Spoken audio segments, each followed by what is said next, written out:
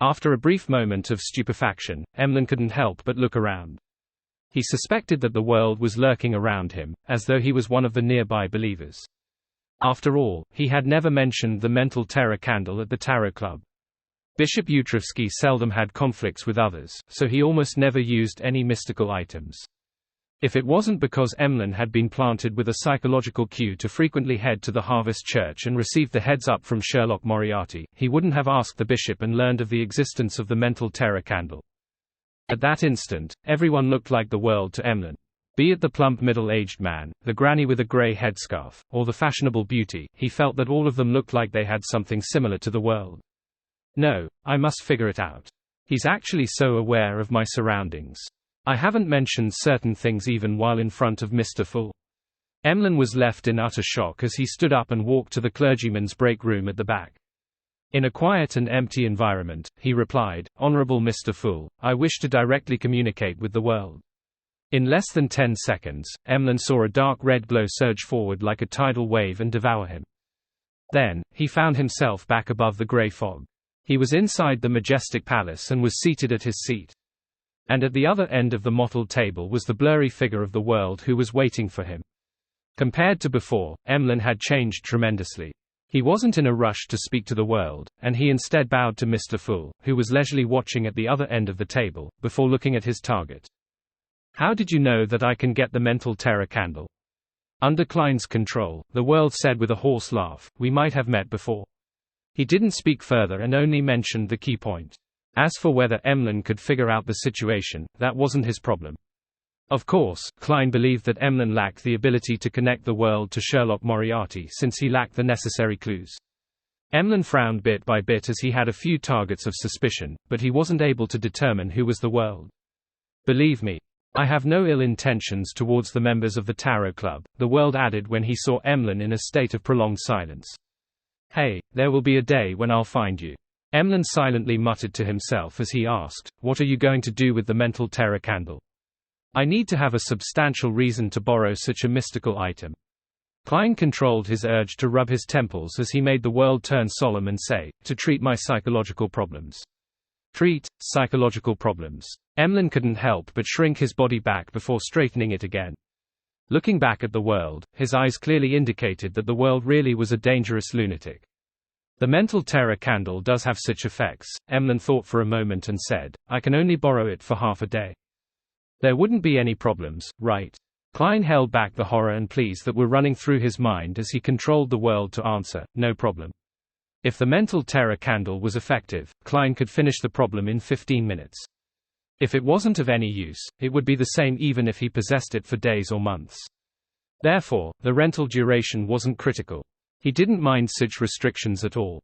Emlyn did a count and said, "The rental fee will cost £300, as well as 5 pages of Beyond a Powers in Leymano's Travels." He decided to outsource half of the debt he had. 5 pages. How many pages did this fellow use? As Klein lampooned, he made the world reply, "That wouldn't be an issue." After closing the deal, Emlyn immediately returned to the real world and walked into the Harvest Church's break room for the clergyman. Casting his gaze to the side of the altar and waiting for Bishop Utrovsky to finish talking to the believers, Emlyn suddenly fell into a dilemma. Although he sounded confident in front of the world, he had never tried borrowing similar items from the bishop. He had no idea what kind of attitude the bishop would have. As his gaze darted around, Emlyn subconsciously surveyed the tiny prayer hall. "I've helped Father rescue many commoners who were infected by the plague, and have been teaching those who wish to learn about herbs. I've made the faith of Mother Earth spread quite significantly in this borough. What's wrong with borrowing the mental terror candle for half a day?" Emlyn raised his chin and walked to Bishop Utrovsky, who he needed to look up at, and cleared his throat. "I have a friend that has a psychological problem. I wish to borrow the mental terror candle." He didn't directly mention his contributions, because his pride didn't permit him to do so. Utrovsky looked down at the priest-robed Emlyn and smiled warmly. "Okay, that's it." Emlyn was stunned, finding it unbelievable that the bishop would agree so easily. He didn't immediately accept it as he couldn't help but ask, "Aren't you afraid that I'll lose the candle?" Utrovsky replied with a smile, "Everyone and every item has its end. They will all return to the earth, bury deep within the soil and sprout, grow, and bloom, one incarnation after another. That is the fate of all entities. If the mental terror candle is lost, it just means that my connection with it has come to an end.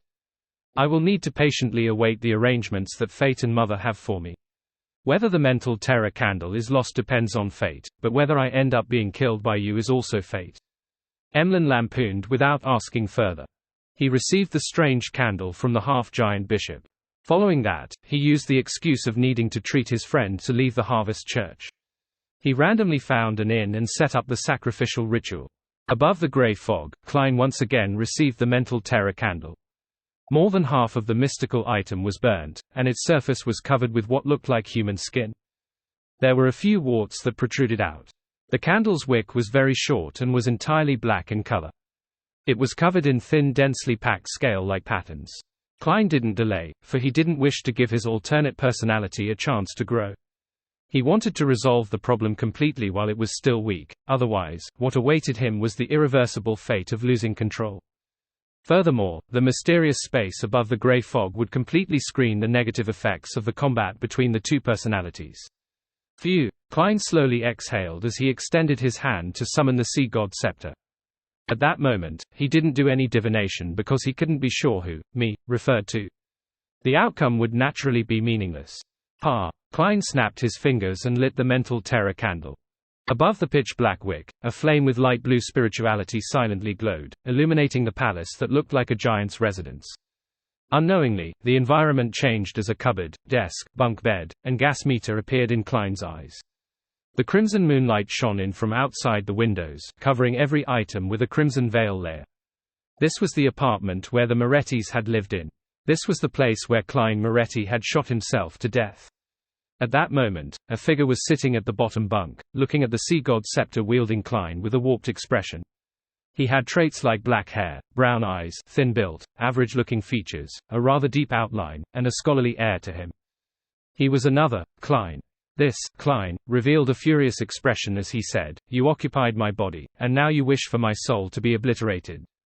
I should be Klein Moretti. You despicable, shameless transmigrator. You parasite." He appeared to have just grown in strength, and he wasn't able to use the objects in the external world. Klein didn't reply as he walked over with a heavy expression. The expression of Klein slowly changed as fear occupied his eyes.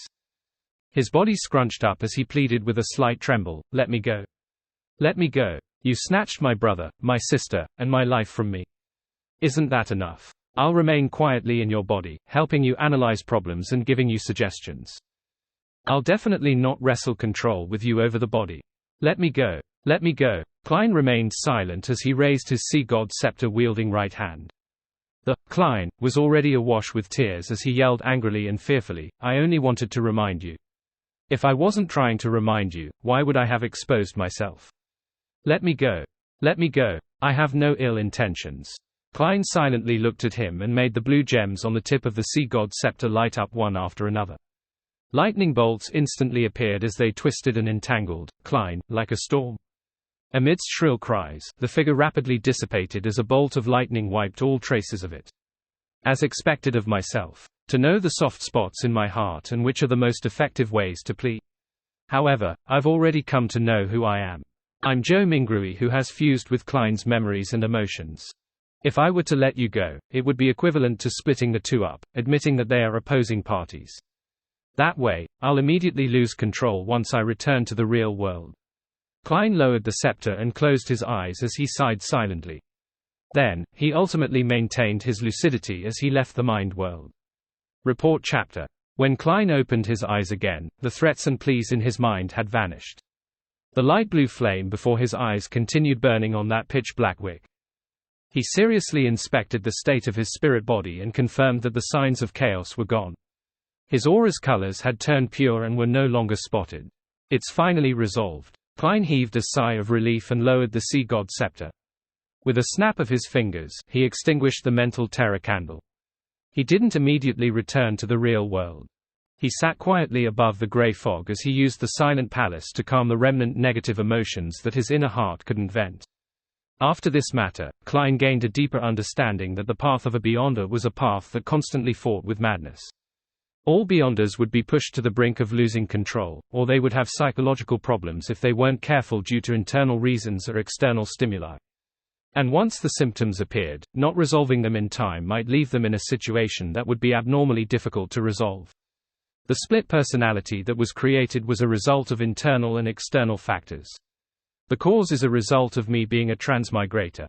Yet, I fused with Klein Moretti's memory fragments and received parts of his emotions. I was naturally inclined to having a dissociation.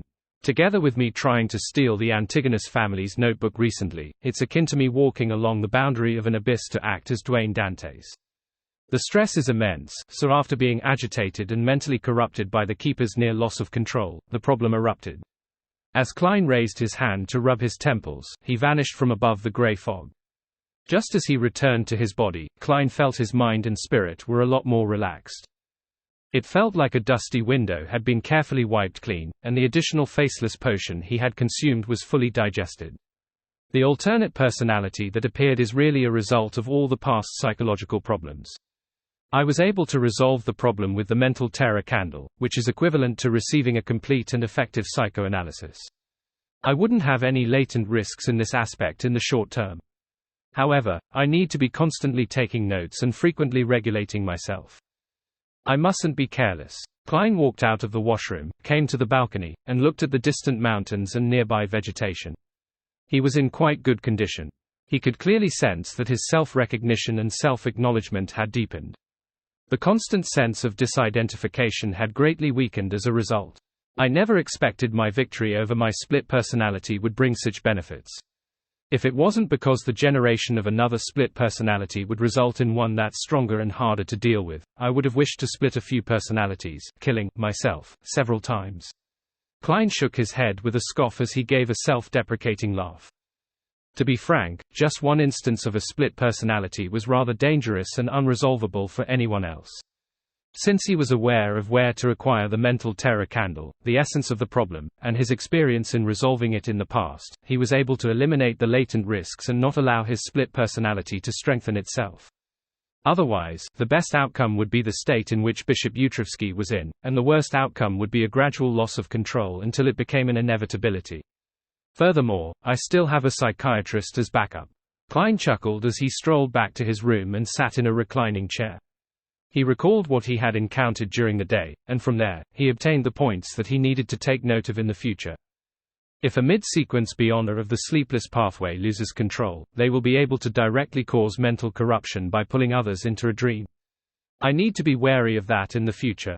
Before becoming a high-sequence beyonder, the rampages of most pathways aren't capable of doing this.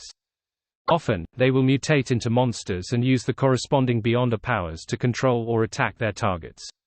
It's difficult for them to transmit their corruption.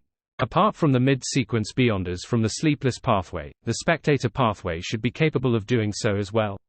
When faced with similar enemies, not rushing to wipe them out would really result in a situation where you have no way of defending yourself. Also, although I'm aware of the Keeper's conditions and have figured out their relationship with the Core Seal, the corresponding problems have arisen. If I were to disguise myself and infiltrate inside, how should I create the performance of being eroded by the Core Seal and not have my disguise be seen through? Klein carefully contemplated for a moment and was completely out of ideas. All he could do was stand up, walk to his desk, and draw a picture comprising of symbols that implied secrecy and mystery prying. He was summoning a Rhodes. The full-body mirror in the master bedroom suddenly undulated with invisible waves as silver light appeared, forming Loanese text: "Exalted Great Master, your loyal and humble servant, a Rhodes, is constantly at your service. My actions from before had caused a certain damage to your image. I am very appalled and ashamed. Will you accept my apology? You actually know to admit your faults." Klein scoffed and said, "Don't make the same mistake again in the future." "All right." The full-body mirror presented new words. "How may I be of service? There's something." Klein deliberated and said, "The keepers of the Church of Evernite are contaminated by the Core Seal's power behind Cheney's Gate. They are in different conditions from the typical Beyonder. Is there any way to perfect a disguise?" The silver words changed and outlined new text: "Great Master, there's only one method, to sacrifice your marionette and allow it to receive the contamination of the Core Seal. It will gradually change and become identical to the Keeper's. Then, you can hold it in your body to fool the Core Seal. That actually works. It's an idea. However, a marionette that's made from a Sequence 5 Wraith can't be bought with money. I really need to pay an extremely high price to obtain the high-sequence potion formulas and ingredients. Klein thought and said, then, how do I get the marionette to receive the core seal's contamination? Typically speaking, a Wraith marionette might be detected by the seal before being forcefully purified and dispelled just as it approached Cheney's gate, or even just appear in the prayer hall. The full-body mirror's waves stirred again as it accentuated a figure.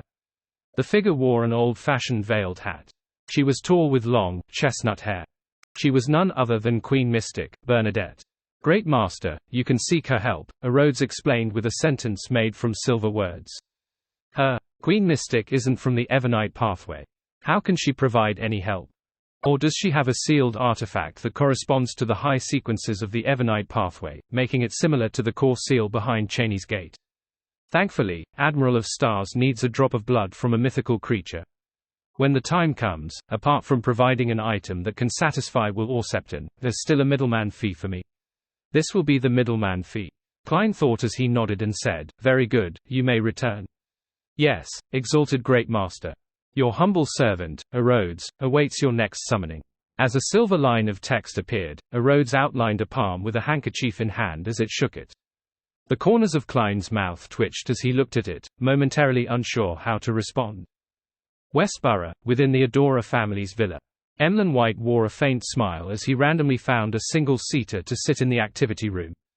Diagonally across him, another sanguine baron, Roose Bohori, was holding a wine cup filled with blood.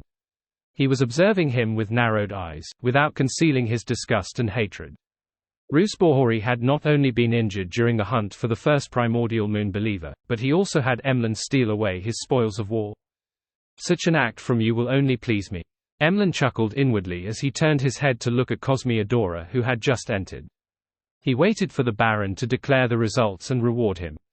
Cosme forced himself to ignore Emlyn's gaze as he walked to the fireplace and said to all the sanguine present, I'm gathering all of you today because the final victor has emerged for the hunting competition. Who is it? The sanguines looked around as they exchanged looks, guessing at who could have clinched victory. Most of the gazes landed on Roose Bohori, with no one believing that it could be Emlyn White. Only Roose Bohori had a hunch as he looked in surprise at the darn fellow. Cosme secretly sighed and said, Emlyn White has already hunted 3 targets, automatically clinching victory. What? A young sanguine blurted out in disbelief. The sanguine was a race with fewer members than humans. In Backland, they were all part of a smaller community, therefore, they weren't unfamiliar with each other. Everyone knew what kind of sanguine Emlyn was. Amongst all the sanguine present, even if Emlyn wasn't the oddest, he was definitely among the top 10. As a member of a race born with a long lifespan, having one or more hobbies to kill time was common. Emlyn wasn't the only one who liked dolls, but that wasn't the problem. Aside from purchasing new dolls and matching them with new clothes, or obtaining blood from hospitals to drink, he almost never left his home. Nor did he enjoy interacting with his fellow kinsmen. Unless he desired relatively fresh blood, needed to obtain some historical knowledge, or exchange for certain ingredients, he never participated in any of the corresponding gatherings. Such a lifestyle was nearly identical to the aging, high-ranking sanguine who had no choice but to lie in specially made coffins to barely maintain their existence. It looked nothing like that of a fellow who had recently matured. As a result, Emlyn became a topic of idle conversation at many sanguine gatherings. In the years before, people only mentioned it in passing, jeering at him in private, just like the normal gossip about different freaks in Backland. When they heard that Emlyn walked into the Harvest Church because he got lost and ended up being captured and locked up underground by the Mother Earth's bishop, his reputation slid into the irreversible state of being the brunt of the jokes, as well as being a disgrace to the sanguine. Yet, this disgraceful fellow had hunted 3 consecutive primordial moon believers. Those were artificial vampires. Could it be that he had employed the help of the Church of Mother Earth's clergymen? Or did he hire some especially powerful bounty hunters? Thoughts flashed through the minds of the sanguine as they speculated over how Emlyn had clinched victory. At this moment, Cosme coughed lightly and said, Emlyn has already found the corresponding characteristic legacy and become a baron. Baron. When the members of the sanguine looked at Emlyn again, there weren't any looks of doubt and puzzlement. Instead, their eyes were filled with shock, astonishment, and surprise. For the first time in his life, Emlyn was being stared at by his kinsmen in such a manner. He suddenly felt ethereal as his mind was filled with joy. This made him wish to proudly tip his chin and say, "All of you should be addressing me as Lord. This satisfaction is identical to me buying a doll I've been saving up and craving for." Emlyn sighed silently as he held back his tongue. He wore a faint smile as he slowly surveyed the area. Then, while buttoning his coat, he got up and walked to Cosmi-Adora's side. After the other Sanguine snapped back to their senses as they looked at the two barons with mixed looks, Cosmi finally said, "The champion of the hunting competition will enter the final list of Viscount candidates and obtain free help for the ritual. In addition, he will also receive a ring created by the ancestor." As he spoke, Cosmi took out a silver jewelry box engraved with complicated patterns. Snapping it open, he showed it to all the Sanguine present. It was a translucent ring that seemed to be made of light red amber. It had a blood-red gem embedded in it. It was the size of a fingernail and it emitted a faint glow. It's called Lilith's ring. It allows the wearer to be even more charming and always be in the optimal state of being under the full moon. Cosmi gave a rough introduction. It can also make the surroundings be under the effect of a full moon, hence, the corresponding Beyonder powers will be greatly enhanced. At the same time, it can also project a door that leads deep into the spirit world. Cosmi paused and added, "This door is the door of summoning. It can let creatures deep in the spirit world use it to arrive in the real world. However, it can only be used once in a fixed amount of time. When spirit world creatures pass through the door, it's equivalent to signing a corresponding contract with the wearer. They will serve the wearer for a specific amount of time, possibly around 5 minutes. If the service period needs to be maintained for even longer, the wearer needs to personally communicate with the spirit world creature to re-sign a contract that's of a longer duration. Under normal circumstances, the strength of the summoned spirit world creature will be equivalent or slightly stronger than the wearer, but there's the possibility of them being much weaker or much stronger. There was once a Viscount who relied on this ring to summon a demigod-level spirit world creature. The stronger a spirit world creature's strength, the more they can resist the agreement in the door of summoning contract itself and harm the wearer. If you encounter such a situation, you must decisively dispel the projection and end the summoning. Its negative effects is bloodthirsting disease. You will need to drink at least 1 blood vial of human blood every hour to relieve it. Otherwise, your blood will boil and evaporate. In less than 15 minutes, it can cause the death of a baron.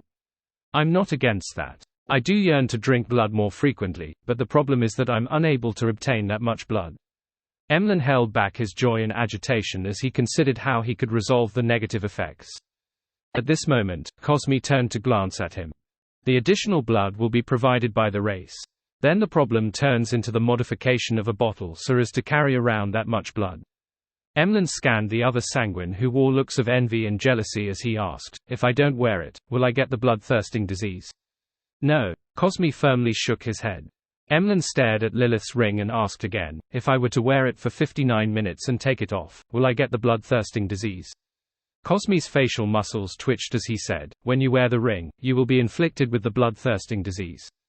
You have to drink 1 vial of human blood to have it subside for an hour. During this process, if you were to take it off and put it on again, the bloodthirsting disease will be activated again. Regardless of whether it's been an hour or not, you'll have to drink blood again. Do you understand what I'm saying?" "Of course, this isn't a complicated problem," Emlyn said with a tsk. Cosmi retracted his gaze and looked at the other Sanguine. "I'll be giving this ring to the champion of this hunting competition, Emlyn White." "Congratulations, Emlyn." He turned and extended his right hand towards Emlyn to shake his hand. Then, he handed over the blood-colored Lilith's ring to Emlyn. "Thank you." Emlyn smiled in a reserved manner. Cosmi stopped looking at him as he said to the other Sanguine, "There are 2 targets left. They are your prey, and there will still be a reward for them." Ellipsis. At 10 p.m. above the grey fog. Klein received Leymano's travels which Emlyn had sacrificed, and he learned of the usage of the so-called Lilith's ring. The other aspects aren't noteworthy, but the thing to pay attention to is the door of summoning which leads deep into the spirit world. Perhaps there will come a day when the one passing through that door is an ancient goddess, Lilith. Of course, many conditions need to be met. As Klein made a bold hypothesis, he flipped open Leymano's travels and checked the Beyonder powers which Emlyn had used and replenished. He used up all of the lightning strikes. Traveling is gone as well. This fellow really doesn't feel the pinch when using the powers of others. He added a Wings of Darkness. It can help the user receive an enhancement in speed and the ability of brief flight, as well as it transforming into a colony of illusory blood-sucking bats to attack the enemy. 1 is full moon. It can make a certain region appear to be in the state of a full moon. 1's spirituality would be rejuvenated and the aspect of death would grow stronger. This is recorded from Lilith's ring. 1 is claw of corrosion. It can cause 1's fingernails to grow another segment with mysterious symbols and patterns. They would be sharp enough to slice through steel. It would also come with potent corrosive abilities, making it the nemesis of defensive methods like scales and skin. 1 is animal sense. It can communicate with animals and control them while also sharing their senses. If used well, this has wondrous effects. Hey, I've never seen Emlyn use it before. What a waste. 1 is Abyss Shackles. It's a spell belonging to the darkness domain.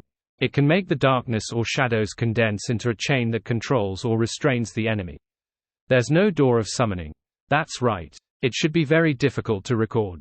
With Emlyn's personality, he would have given up after a few failures. As Klein flipped through Leymano's travels, he used divination and his mysticism knowledge to interpret the new Beyonder powers.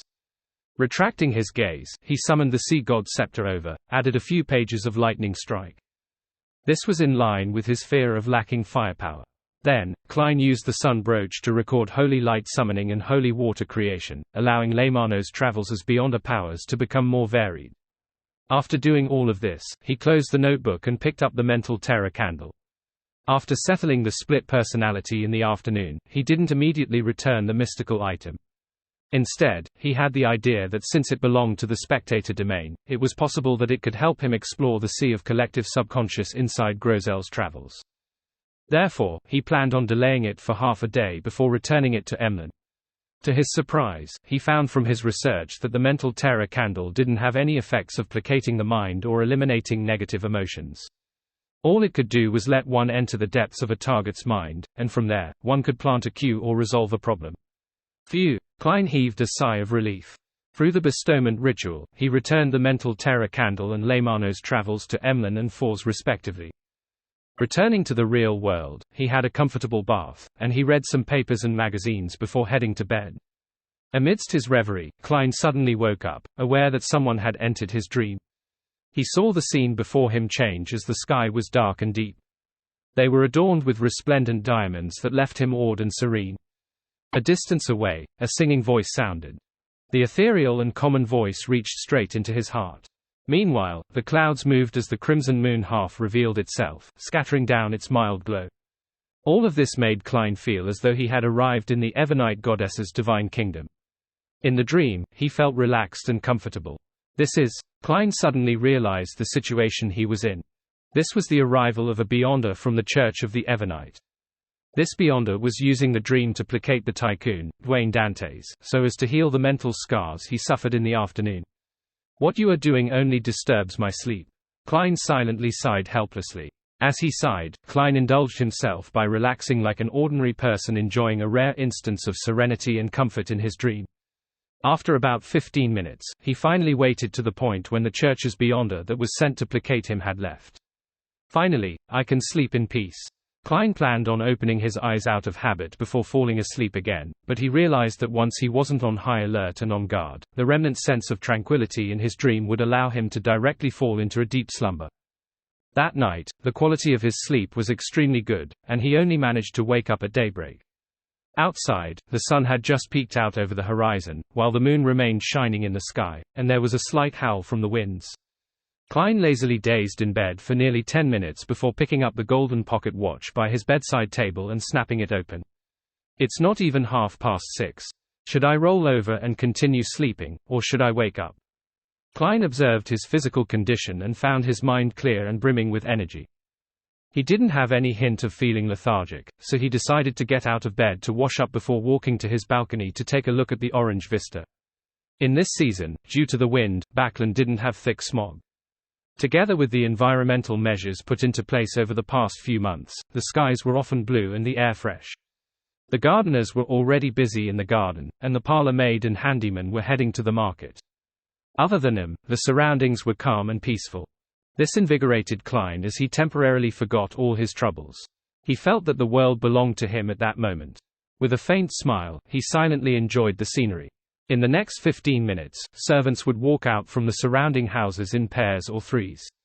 They were either holding baskets or leading horses. The entire borough seemed to come to life as the sunlight grew brighter. This is what life should be like, Klein silently sighed as he had the sudden urge to take a stroll. He turned around and left the balcony and walked to the door. Outside the master bedroom, Richardson was already waiting outside. It was impossible to guess what time he had woken up. This was the most difficult thing about a valet. He needed to sleep later than his employer but also wake up earlier than him. There's another hour before breakfast. Sir, if you wish for it to be brought forward, the kitchen will be ready within 15 minutes. Richardson didn't ask Dwayne Dantes why he had suddenly woken up so early. Klein chortled and said, "There's no need to bring it forward. I plan on taking a stroll first." "Very well, sir." Richardson entered the bedroom, and based on his employer's suggestion, he chose a coat and helped him wear it. Finally, Klein wore a silk top hat and held a gold-inlaid cane before walking down to the first floor. Leaving the residence, he strolled down the street that was lined with Inti's parasol trees and black street lamps until he reached the other end. Along the way, each residence's garden emanated a faint fragrance as the green leaves of the trees created a sense of tranquility from high above. Pedestrians were in pairs or threes in what seemed like a sparse street. The occasional carriage that drove by would break the silence before quickly leaving. Klein enjoyed the morning, taking in the pleasantness of waking up early. He felt that the negative emotions from yesterday were evaporating bit by bit and vanishing. Beyonders need to learn how to create conditions for themselves to regulate their moods. By taking this stroll, the bishops at St. Samuel Cathedral will likely know that Dwayne Dantes has completely recovered. They won't disturb my sleep in the middle of the night. As Klein's thoughts wandered, his gaze swept past 39 Bockland Street. It was Member of Parliament Mac's residence. Its external perimeter was in the form of sharp iron rods, allowing passersby to appreciate the beauty of the garden within through the gaps. While moving his gaze away, Klein saw a familiar figure. It was Hazel with her long black-green hair and dark brown eyes. This beautiful and proud lady was strolling through the garden's trails with her maid, looking around from time to time. She woke up early as well. Her quality of sleep is excellent because she doesn't need to head down the sewers in the middle of the night. Klein lampooned and retracted his gaze as he continued proceeding forward. Glancing at Richardson, who was silently following behind him, Klein suddenly thought of the news reports, magazine articles, and novels he had recently read about the southern continent. He consciously kept up with the content of that region because that would flesh out his persona as Dwayne Dantes. After all, a lot of what he knew about the southern continent stemmed from the pirates, adventurers, and the Fog Sea's strongest hunter, Anderson. He had no idea if they were exaggerated or fabricated. The information I've read recently and in the past were about people who struck it rich in the southern continent before returning or had just decided to stay there. Hey, this makes Backland residents believe that there's gold everywhere in the southern continent, and that there are opportunities to strike it rich. Even common wood and sap can be used for many things, allowing one to exchange for plenty of pounds. That's why the kingdom frequently goes to war with countries like Fazak and Intis to vie for the colonial lands. If not for the commoners' inability to save up for the ferry tickets or dare to smuggle themselves there, I'm sure a large number of people would swarm it. As Klein's thoughts whirred, he casually asked his valet, "What's your impression of the southern continent?" He remembered that Richardson was born in a manor over there. He had only been brought to Backland when he was an adult. Richardson paused for a few seconds and said, "Sir, I actually do not know much about the southern continent because I was spending most of my time in the manor. I had few opportunities to head out. Just tell me of your impressions, your true impressions. You don't have to hold back. I just want to have a general understanding. As you know, they all believe me to be an expert of the southern continent, but in fact, my experiences are only limited to a few places and merchants," Klein said with a chuckle. Richardson nodded and bowed his head as he looked at his toes that were walking forward. "My impression of the southern continent is hunger, exhaustion, pain, as well as pining for the world after death." Hunger, exhaustion, pain. Klein repeated those three words as he walked into Bockland Street without making any further inquiry. Eastchester County, in a building beside Stone University. Audrey was looking at the collections obtained by the Relic Search and Preservation Foundation. She had originally planned on coming on Tuesday afternoon, but Associate Professor Michelle Doyth had participated in an academic conference in Backland, therefore only returning today. As a result, she had no choice but to change her plans. This pair of boots was discovered by a farmer in a mountainous ruins in Stone. Its shape and traits matched the societal trends of the Fourth Epoch. Michelle introduced the item inside the glass cabinet to the beautiful aristocrat. Audrey looked over with interest and discovered that the ends of the boots were curled like a clown's. The heights of the curled parts weren't uniform. One was 3 centimeters, and the other was 5 centimeters. They didn't look like a pair. The Fourth Epoch's asymmetrical style. I wonder what level it is for 3 on the left and 5 on the right. Audrey retracted her gaze and followed Associate Professor Michelle to the next exhibit. At the end of the tour, Michelle pointed at the glass case diagonally ahead of them and said, "This coat of arms was delivered a few days ago. It involves the very ancient worship of dragons." Dragons? Audrey strode forward in a reserved manner and saw a grayish-white dragon with its wings spread out engraved on the coat of arms. "Where does it come from?" Audrey asked just as she did before. Michelle answered, "It's from a village named Heartlark. This Loanese word doesn't have an archetype in ancient Phasak. Apparently, it was written like how it's read. Heartlark. That's the village which I previously visited that had the folk tradition of worshipping dragons. In the sea of collective subconscious of the people there, there's a mind dragon in it."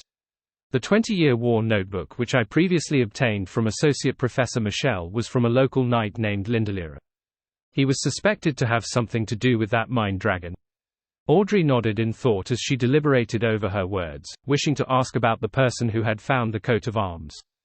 At that moment, Associate Professor Michelle's expression turned abnormally heavy. Accompanying the discovery of this coat of arms was a tragedy. A tragedy. Audrey didn't hide her surprise. Associate Professor Michelle sighed and said, "An archaeological team entered the village to study the folk tradition of worshipping dragons, but that night, one of the members went mad. And this mental illness was apparently contagious. The entire archaeological team later went mad, killing themselves or each other. In the end, none of them survived. This coat of arms was found among their remains. It was first taken away by the police, and after confirming that it's without problems, only then did they donate it to us.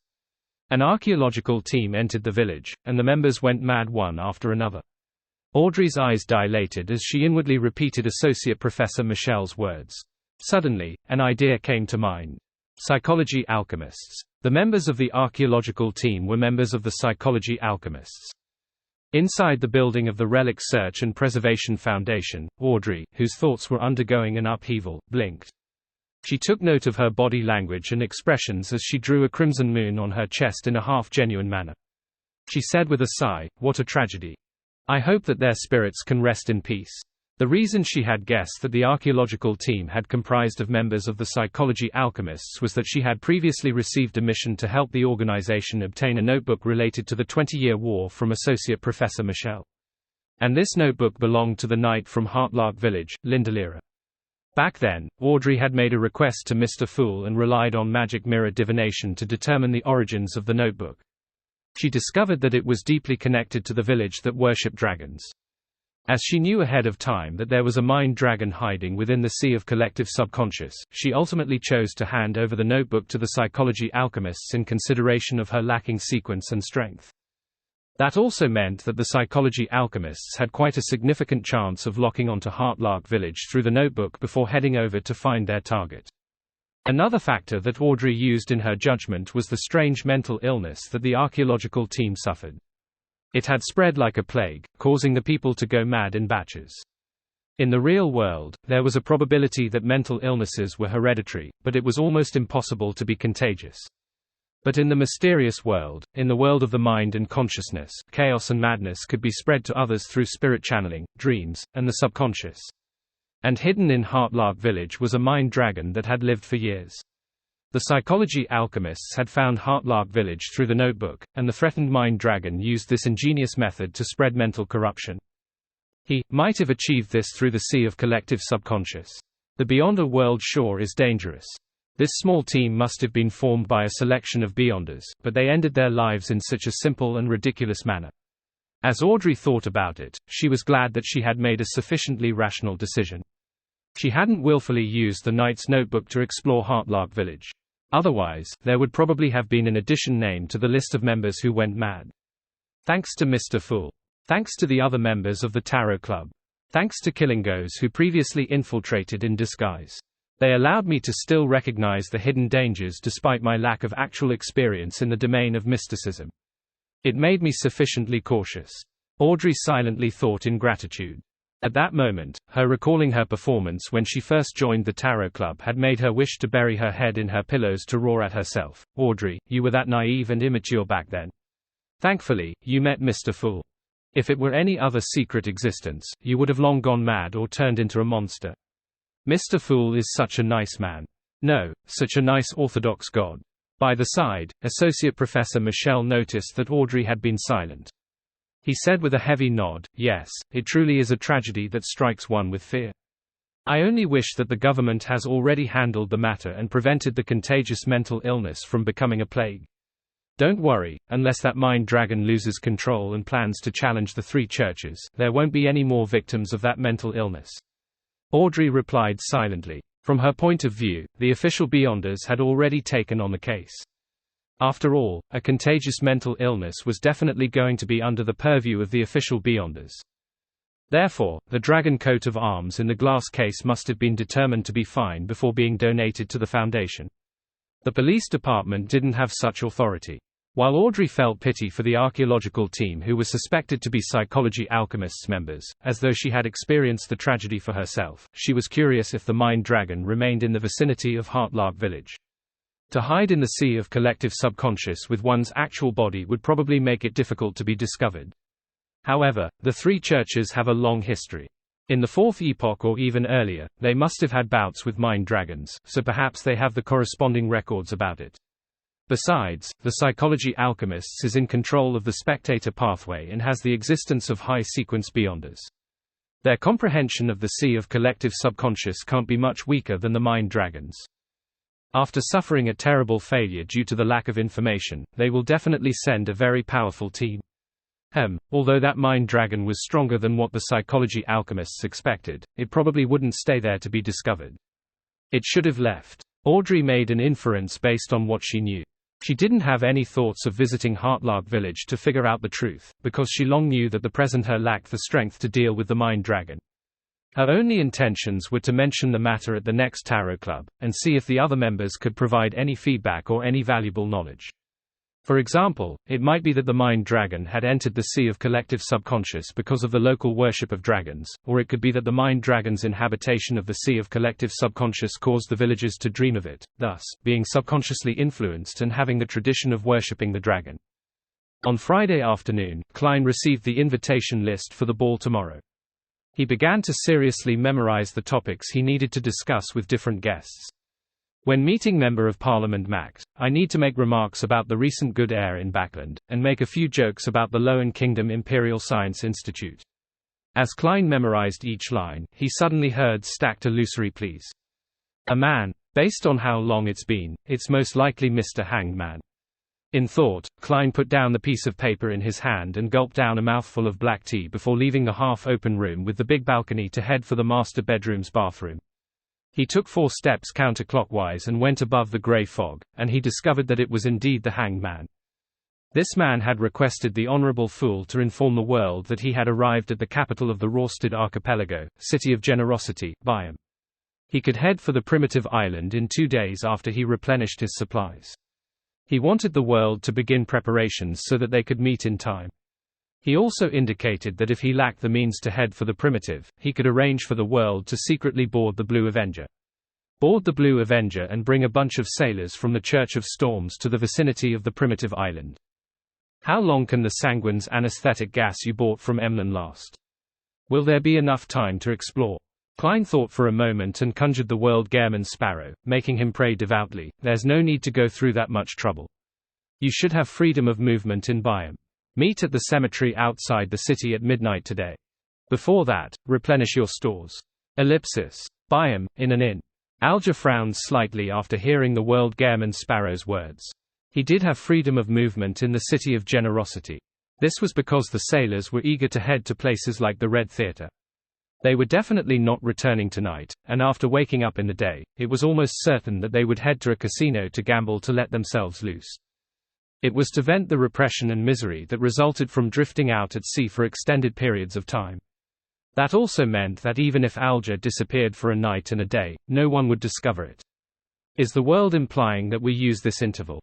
That is indeed better than using the sanguine's anesthetic gas. I've already used it twice, so who knows if someone is already suspicious about it and is waiting for his theory to be validated. But without a ship, how do we head for the primitive island? Oh, Leymano's travels. Miss Magician did mention that it has the beyond a power of teleportation. However, there's only one page, making it impossible for a return trip. Alger relied on his strong ability to connect matters to vaguely guess at Gehrman Sparrow's intent, but he believed that the necessary conditions were lacking. With these doubts in mind, he found his contact with the Resistance and replenished his storm charms that were made with tin. When it was 11 at night, Alger secretly left his inn and headed out of the city under the shadows. He wasn't worried that the sailors would discover his disappearance because he too had physical needs. It was possible that he was sleeping in a lady's bed in the Red Theatre and was unwilling to return. And there were many such brothels in Byam, with many prostitutes in existence. It was impossible to say that there was something wrong with him because he wasn't at the Red Theatre. Once he left Byam, Alger walked on a narrow road where horse carriages couldn't pass as he headed for the mountain side of the mountain range beside the sea. Suddenly, his gaze froze as he noticed something. Under the crimson moonlight's illumination, the mountain that originally existed had vanished. And the area underneath, such as the piled stones, vegetation, and terrain, changed almost completely. This, Alger had come from the Resistance's private harbor earlier. He hadn't managed to pay close attention to the mountain, hence, he only noticed the abnormality at that moment. The mountain collapsed. It actually collapsed. Right, it was previously mentioned in the papers that Byam encountered a shallow earthquake, with its might being focused in the mountain range outside the city. Also, the church's deacon said that Gehrman Sparrow nearly destroyed Byam, and that matter had demigods involved. Both of them occurred during the same period. Could it be caused by Gehrman Sparrow? He instigated a demigod-level battle, and he managed to successfully escape while killing Admiral of Blood. Alger's pupils dilated as his footsteps slowed down to a halt. He suddenly understood why the Church of Storms had placed great importance on Gehrman Sparrow, and why he had a bounty worth as much as £50,000. In the undamaged cemetery up ahead, a cold wind blew across it and towards Alger in the silent night. It made him tremble involuntarily. At that moment, Alger's heart stirred as he turned his head to look right. Underneath a giant tree, a figure quickly outlined itself in the shade. This figure had his hand on his top hat while he slowly looked up, revealing a thin face and cut features.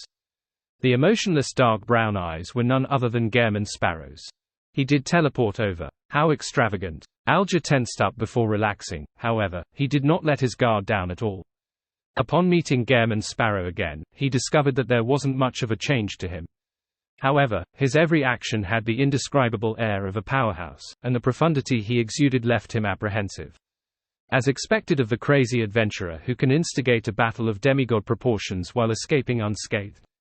The slight bit of smugness of having become a Sequence 5 vanished from Alger. He slowly walked over with lantern in hand. When he saw Gehrman Sparrow, he deliberately probed, the traces you left behind might not vanish for the next few centuries or even millennia. He was trying to confirm if the mountain's collapse had anything to do with Gehrman Sparrow. Klein shot a glance at the modified terrain as he released his grip on his top hat and smiled in a gentlemanly manner. The one who contributed the most in causing this damage was Sea King. Man, he actually triggered a demigod battle that could have destroyed Byam, causing Sea King to directly attack. Yet, despite such circumstances, he survived and left with Admiral of Blood. It's completely unimaginable and unbelievable. Alger began to suspect if Gehrman Sparrow had a Grade 1 sealed artifact on him, an item at the demigod level. He didn't express his shock and surprise, nor did he dare to probe further. Instead, he asked, "Do you plan on heading to that primitive island now?" "Of course," Klein answered calmly. It was late at night, a period when Dwayne Dantes was asleep. No one would disturb him, but he had to show himself once it was daytime. Of course, to prevent any unexpected circumstances, Klein had summoned a Rhodes to monitor the mirror illusion and provide a response. It's thanks to the Church of Evernight for having ended its dream treatment of Mr. Tycoon, otherwise, I would definitely have to delay the operation. Klein couldn't help but sigh inwardly. Alger observed himself and discovered that he wasn't able to obtain any mystical item in such a short span of time. He then took out an iron-black ring that protruded out like a thorn and wore it on his left thumb. Bearing with the excruciating headache, he nodded slightly. "I hope for a pleasant partnership." Then, he saw Gairman Sparrow walk over with a stoic expression, reach out his hand, and grab his shoulder. At that instant, Alger's first reaction was that Gairman Sparrow was attacking him. He instinctively wanted to turn to the side to dodge his attack, only to recall his previous guess. Amidst his racing thoughts, he withheld his subconscious reaction and allowed the crazy adventurer to place his palm on his left shoulder.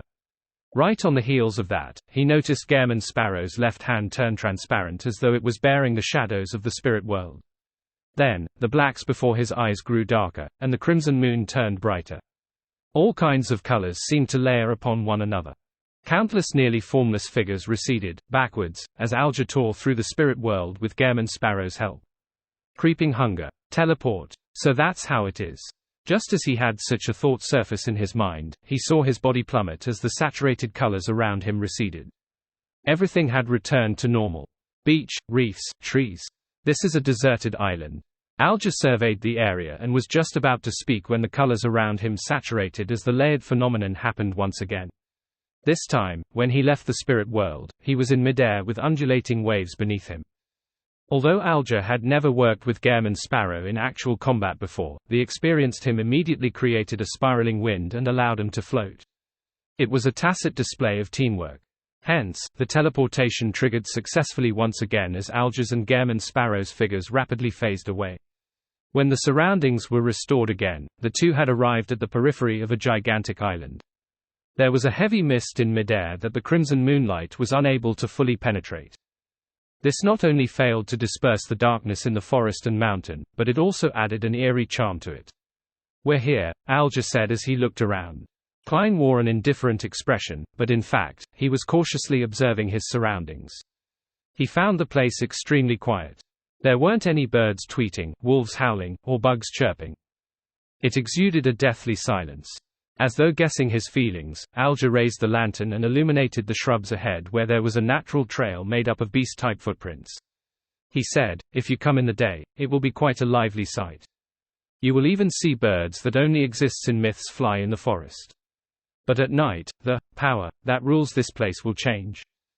Many Beyonder creatures will hide as they await daybreak. Mr. Hanged Man has come here more than once. At the very least, he has the experience of a day and night here." Klein silently nodded without speaking further. Alger thought for 2 seconds and pointed ahead. "If we follow this trail and enter the dark forest all the way to the end, we will arrive at that ancient ruins of unknown age. On the way, we can hunt the Beyonder creatures that we encounter and are able to deal with. If it's killed independently, the corresponding ingredients will belong to the killer. Those we jointly killed will be held in your custody. When we leave this place, we can take turns to choose. We will determine the owner based on our contribution, to decide who has the priority to choose, as well as the number of priority choices." Instead of being in a rush to take action, he first made clear the route and the plan to split the loot. It was to prevent any conflict that would result from the exploration. "To let me have custody of the loot we receive from a joint kill. Mr. Hanged Man is being very sincere." Klein raised his right hand and pressed down his half-top hat and chuckled. "No problem." Alger heaved a sigh of relief and continued, "Our main goal is to explore that ancient ruins. The spoils we obtain along the way are supplementary. Once we finish the exploration, it's best we leave immediately without heading to the other zones or taking other paths. As for anything in the future, it's up to you to decide when and where you would like to explore." Alger emphasized this matter because he was afraid of Gairman Sparrow's greed. After all, Beyonders were not perpetual machines. There was bound to be a point when they were exhausted. After a round of explorations, they were bound to be close to their limits. If they were to force themselves to hunt Beyonder creatures in other zones, perhaps the identities of hunter and prey would switch. Even if the crazy adventurer was very powerful and unafraid of such danger, to be in a state of drained spirituality would trigger signs of losing control. "Do you think I'm not sharing the same thoughts as you? I'm the one worried that you'd be the one who's overly greedy, rashly proceeding deeper just to obtain more." Klein smiled and said, "I'm a polite person." "Polite?" Alger was a little puzzled by Gairman Sparrow's choice of words. The corners of Klein's mouth curled as his expression turned darker in the darkness. When visiting someone's place for the first time, overstaying would be impolite. This fellow's train of thought and logical behavior is completely different from that of a normal person's. As expected of a crazy adventurer, Alger was first taken aback before he raised the lantern and took a step forward in the dim red shadows.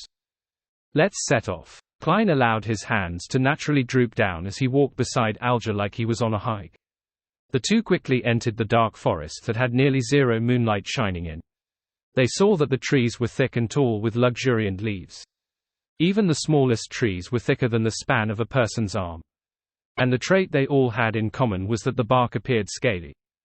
They were densely packed together as though they would come to life or squirm at any moment. "It's like a mutated Drago tree. A snake-scaled tree." Klein retracted his gaze and noticed the weeds at his feet that didn't seem problematic. None of them spoke as they maintained a state of abnormal silence. They didn't wish to say anything to eliminate the awkwardness just because it was too quiet. As they walked, the duo saw the distribution of trees ahead turn sparser thanks to the lantern's light. Thump, thump, thump. A dull knocking sound echoed through the area. As Alger and Gehrman approached, it became clearer and more obvious. When the duo entered the sparse area, the lantern's light finally revealed hunched or prostrate figures. Amongst these figures were humans, baboons, goats, and tigers. They were either holding rocks or using their claws and teeth to constantly burnish the stacked trees and rocks as though they were building a palace. Without the obstruction from the luxuriant leaves, the crimson moonlight that penetrated the heavy mist cloaked these figures, dyeing them with a faint blood-red layer. "There are humans." Klein's eyes focused as he immediately spread his left fingers. Alger slowed down, preparing his vocal cords to be activated at any moment. Suddenly, the figures seemed to sense something as they stopped their actions in unison before uniformly turning around to look at the two outsiders. They either had pale faces, withered skin, or festering bodies. None of them looked alive.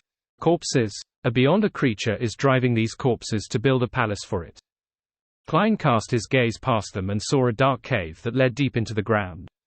The surroundings were covered in weeds as white feathers stained with yellow oil scattered among them. Feathers. Corpses. These instantly reminded Klein of the products of the Numinous Episcopate's artificial death project, as well as the infectious aura that made him grow feathers. This zone's sovereign won't be weak. He calmly made a judgment. At that moment, Alger, who had carefully observed for a while, hesitated for 2 seconds before suggesting, "I've never seen such a situation before. I'm not sure of the level of the Beyonder creature. Why don't we circle around it and choose a target which we have more confidence in?" His instincts told him that something extremely dangerous was hiding in the dark underground cave. "I was waiting for you to say that." Maintaining his persona as Gehrman Sparrow, Klein heaved a sigh of relief as he chuckled. "Will this be impolite?" Just as he said that, the land quaked as though a creature beneath them was rolling over in its bed. Sensing the land quake, Alger's heart tightened as he glanced at Gehrman Sparrow, using his actions to replace his words. The sound of wind howled beside him, allowing him to run more easily and quickly to the side. The reason why Alger had done so was because he was worried that Gehrman Sparrow would suddenly go mad and decide to hunt the terrifying creature inside the dark underground cave. If that were to happen, even if they ultimately clinched a victory, it would have been extremely disadvantageous for the subsequent explorations. As an experienced sailor, he knew that decisive action spurred companions who remained indecisive into subconsciously following his actions. Upon seeing this, Klein heaved a sigh of relief as he gave up the discussion about politeness. He widened his stride and ran behind the hanged man. Following that, he sensed a strong wind blow at his feet, thrusting him forward. This significantly reduced his need to overcome gravity, allowing him to obtain additional mobility that instantly doubled his speed. Amidst the rustling sounds, Klein and Alger ran out of the sparse woods and circled around the flank of the eerie darkness. At this moment, their heartbeats suddenly slowed. It was as though they hadn't been engaging in intense exercise and were instead in a state of reverie that resulted from the tanning of the afternoon sun. Klein immediately felt his body turn cold as an inexplicable and baffling sense of gloom arose as they tried invading his body. Meanwhile, he saw the light from Alger's lantern be swallowed inch by a gigantic black shadow. A corresponding scene naturally surfaced in his mind. In the depths of the dark underground cave, a thick, humongous serpent snaked out. It had dark green scales with exaggerated eyes that seemed to burn with fire. In between its scales were white feather covered in yellow oily stains. Along its back was a pair of thick wings that could be spread. While slithering and flying, this giant serpent raised its body high, coiling itself around a thick tree and extending its pitch-black tongue. It stared intently at the two figures that had barged into the surrounding area. Around it, the trees were rapidly withering along with the weeds. Countless corpses burrowed out of the soil as invisible shadows surged to its side. Feathered serpent. It was a feathered serpent. In the southern continent, it was a symbol of holiness. It was the emblem of the descendants of death, the Eggers family. Klein and Alger didn't pause as they held back the coldness of their bodies and their slowing heartbeats. Under the intense winds, they charged into the depths of the dark forest, pulling a distance away from the sparse trees. Badum, badum, badum. The duo's heartbeats gradually returned to normal as the coldness of their bodies were dispersed by the heat generated from the intense exercise. Klein's spiritual intuition told him that the danger had passed. Hence, he slowed down his pace and turned to glance back. He said calmly while facing the depth of the darkness, "A demigod-level feathered serpent." Demigod level. Alger similarly slowed down as the blood vessel in his forehead pulsed. He paused for 2 seconds and exhaled lightly. "Don't worry about it. The Beyonder creatures here are very territorial. Unless they wish to hunt, they will not enter other zones, especially when it's near the mountain. That feathered serpent wouldn't chase after us." Klein nodded and said, "The Beyonder creatures here are very strong." Alger retracted his gaze and replied with a shake of his head. "No, there are also many weak ones. I've been here at night before, but I've only discovered the traces left behind by Beyonder creatures at the demigod level without encountering them. I actually encountered one this time. Such matters are mainly about luck. The chances of this happening again isn't too high. As a seafarer, being able to calculate was a necessary ability." "Are you looking down on me, the king of yellow and black who wields good luck?" Klein gave a self-deprecating laugh as he said with a deadpan expression, "Absolute judgments often result in the opposite results." When translated into Earth speak, it was, "Don't raise death flags."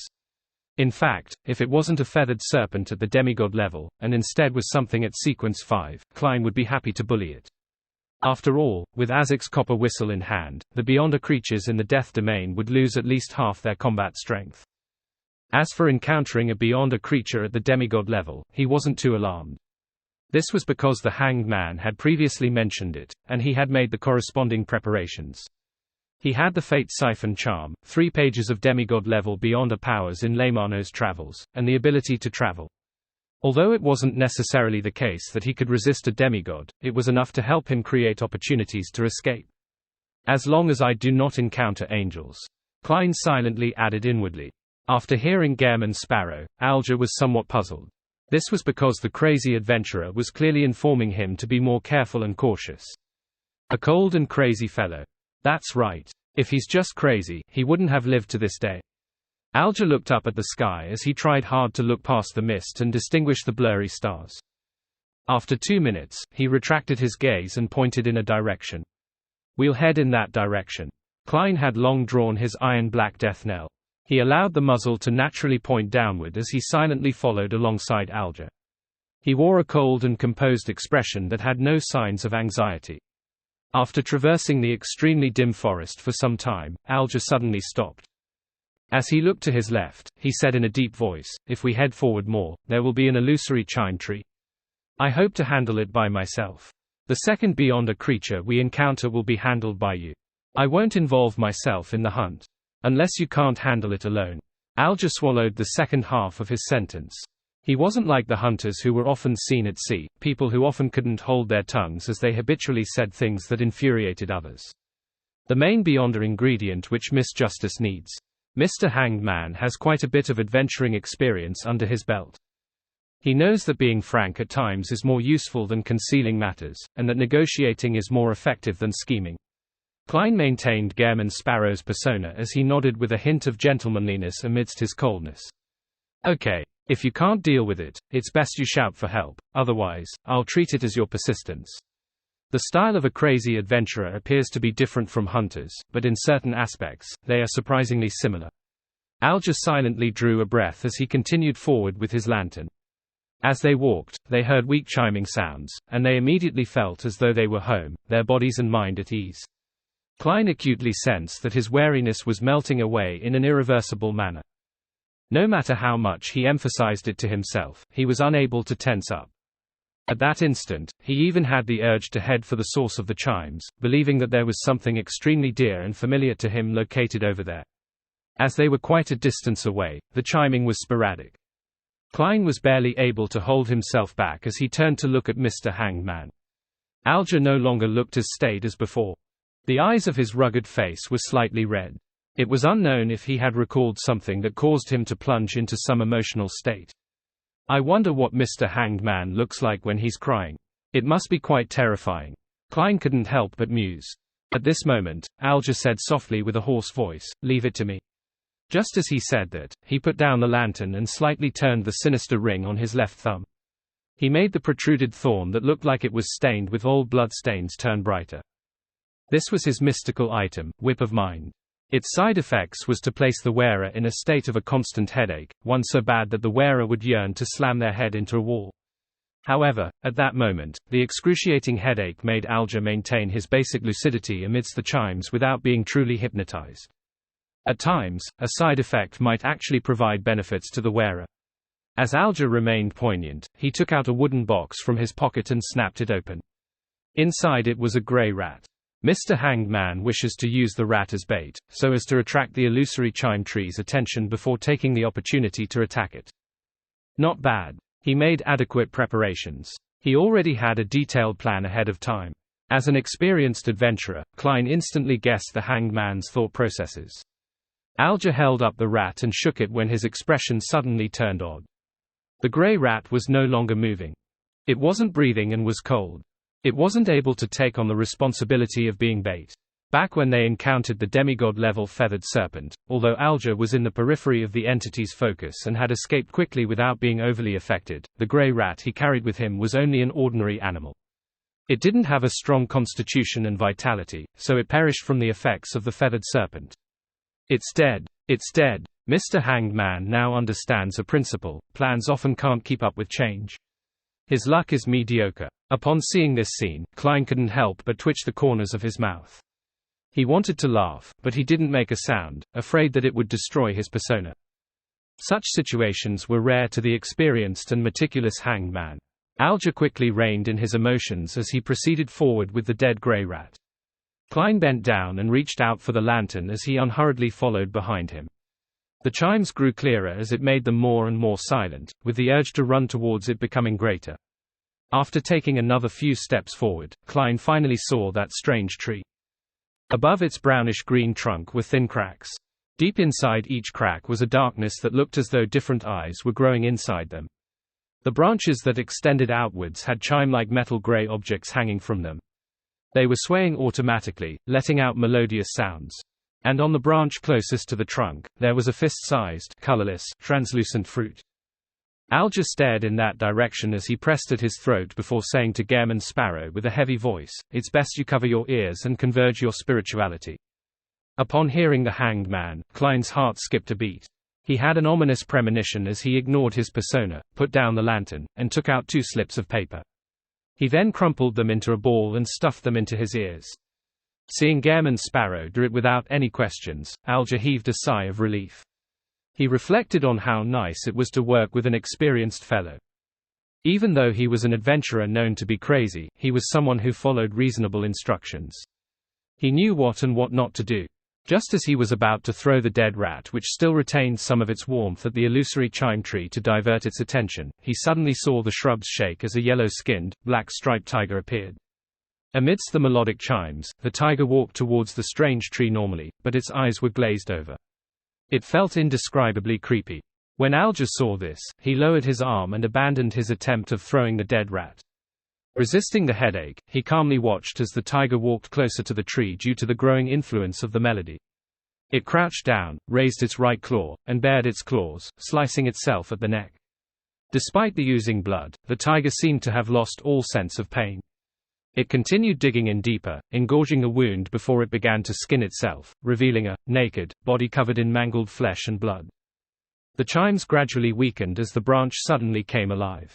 It extended downwards, stabbing into the tiger's sorry, unprotected body. Alger, who was already prepared, immediately drew his dagger, opened his mouth, and sang hoarsely, "Break, break, break, on thy cold grey stones, O sea. Break, break, break, at the foot of thy crags, O sea less than sup greater than one less than, sup greater than." His voice had bold overtones, but it was completely out of tune. It was at complete odds with the comprehension of both humans and creatures. It was a jarring boom that had a metallic sound to it. It was filled with the power that left one frustrated and disgusted. Meanwhile, the illusory chime tree's branches trembled as they retracted like they were huddling together. Following that, a melodious chime lessened the terrifying noise to a small extent. At Alger's side, although Klein had used paper balls to stuff his ears and had converged his spirituality, he immediately felt his forehead's blood vessels throb. He instantly had the urge to kill the singer and destroy everything before him. Furthermore, his mind had the feeling of being ripped apart. His muscles and vessels were squirming as a result. Others charge people money to sing, but Mr. Hanged Man's singing charges you with death. Klein lampooned as he resisted the irascibility in his heart. Break, break, break. Every word Alger said burst out like waves striking reefs. Bolts of silver lightning descended in turns, as though in euphoric praise. As silver flashes lit up one after another, they smote down at the illusory chime tree's surface, causing it to tremble incessantly. Its branches shook in a numb and random manner, making it difficult for it to produce the melodic hypnotic music. Alger took this opportunity as he threw the dead rat and thrust the dagger in his hand forward. With a howling wind, invisible blades swooshed over, slicing at the branch at the top and nearest to the illusory chime tree's trunk. Catcher. The colorless, palm-sized, translucent fruit fell as it was swept up by a gust of wind and flew into Alger's palm. The tree bark, which was covered with eye-like cracks, froze as the remaining branches drooped down, having lost their ability to move. Indeed, as long as you gather the correct intel ahead of time, beyond a vegetation at the same level is a lot easier to deal with than animals due to its lacking intelligence. Alger took out a golden container he had prepared, and he put away the illusory chime tree's fruit. Then, he turned around to look at Gehrman Sparrow. "Let's continue." He suddenly stopped speaking as the word, "forward," vanished from his vocal cords. At that instant, he saw Gehrman Sparrow's cold expression looking somewhat warped. The whites around his brown irises were slightly red, as though he would unleash an attack upon him at any moment. Alger felt tense as he slowly drew a gasp and completed his sentence.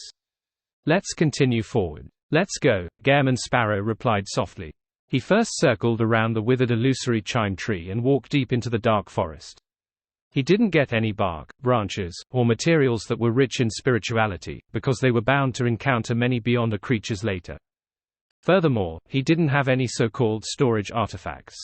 Naturally, he left whatever space he had for worthwhile spoils. Besides, having too many things on him would only weigh him down and prevent him from fully displaying the agility of a clown. Unfortunately, those are materials without any vitality or blood, making it impossible to enter Grozel's travels. I can let my marionette bring them in, but that will be very troublesome and detrimental to the subsequent exploration. As Klein sighed, he calmed his mind, extricating himself from the remnant effects of the Hanged Man's singing. This was the most jarring and terrible singing that he had heard in both his lives. If the Hanged Man continued for another 1 or 2 minutes, he couldn't guarantee that he could stop himself from beating him up. Using just paper balls to stuff my ears and converging my spirituality can only weaken the effects. There's no way to really block it out. Even a deaf person can hear it. This includes an exchange at the spirituality level. This is probably the most indefensible attack from an ocean songster. Furthermore, there's no way of dodging it once it happens. There's only lightning strike which can be dodged ahead of time. This is a rather powerful sequence 5 as well. However, why does Mr. Hanged Man's singing feel completely different from elvish songster Siata's?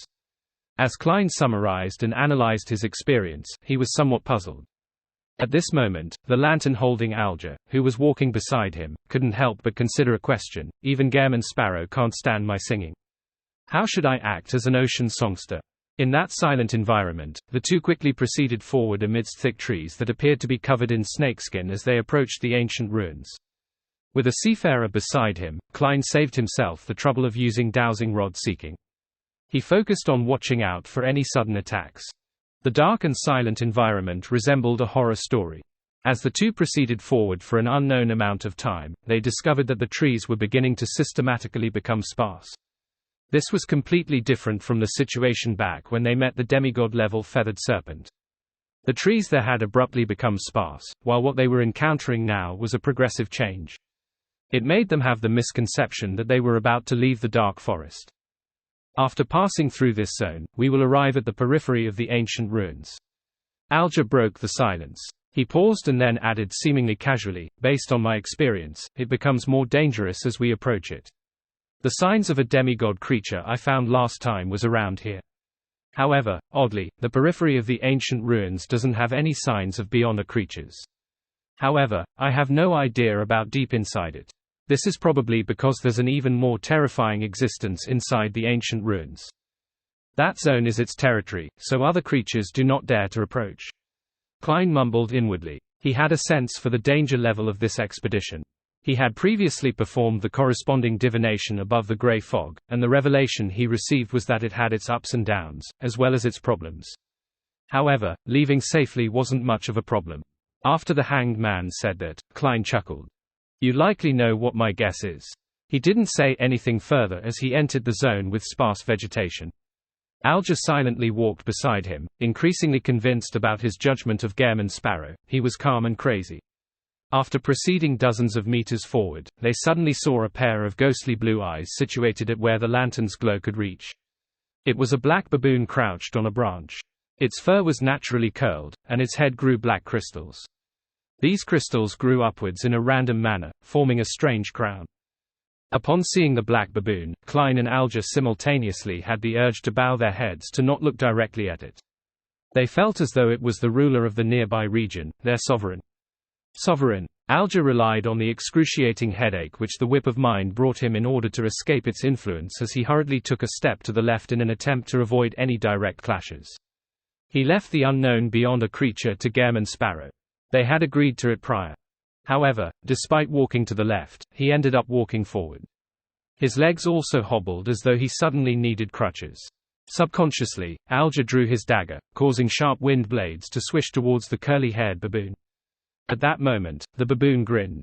The wind blades suddenly changed direction in midair, moving in every direction at random to perfectly avoid hitting the target. Upon seeing this scene, Klein gave up his plans on approaching through ordinary methods. His left glove instantly turned transparent as he turned invisible. Alger stopped his actions that resulted from his stress when he saw Gehrman Sparrow in his top hat appear behind the black curly-haired baboon.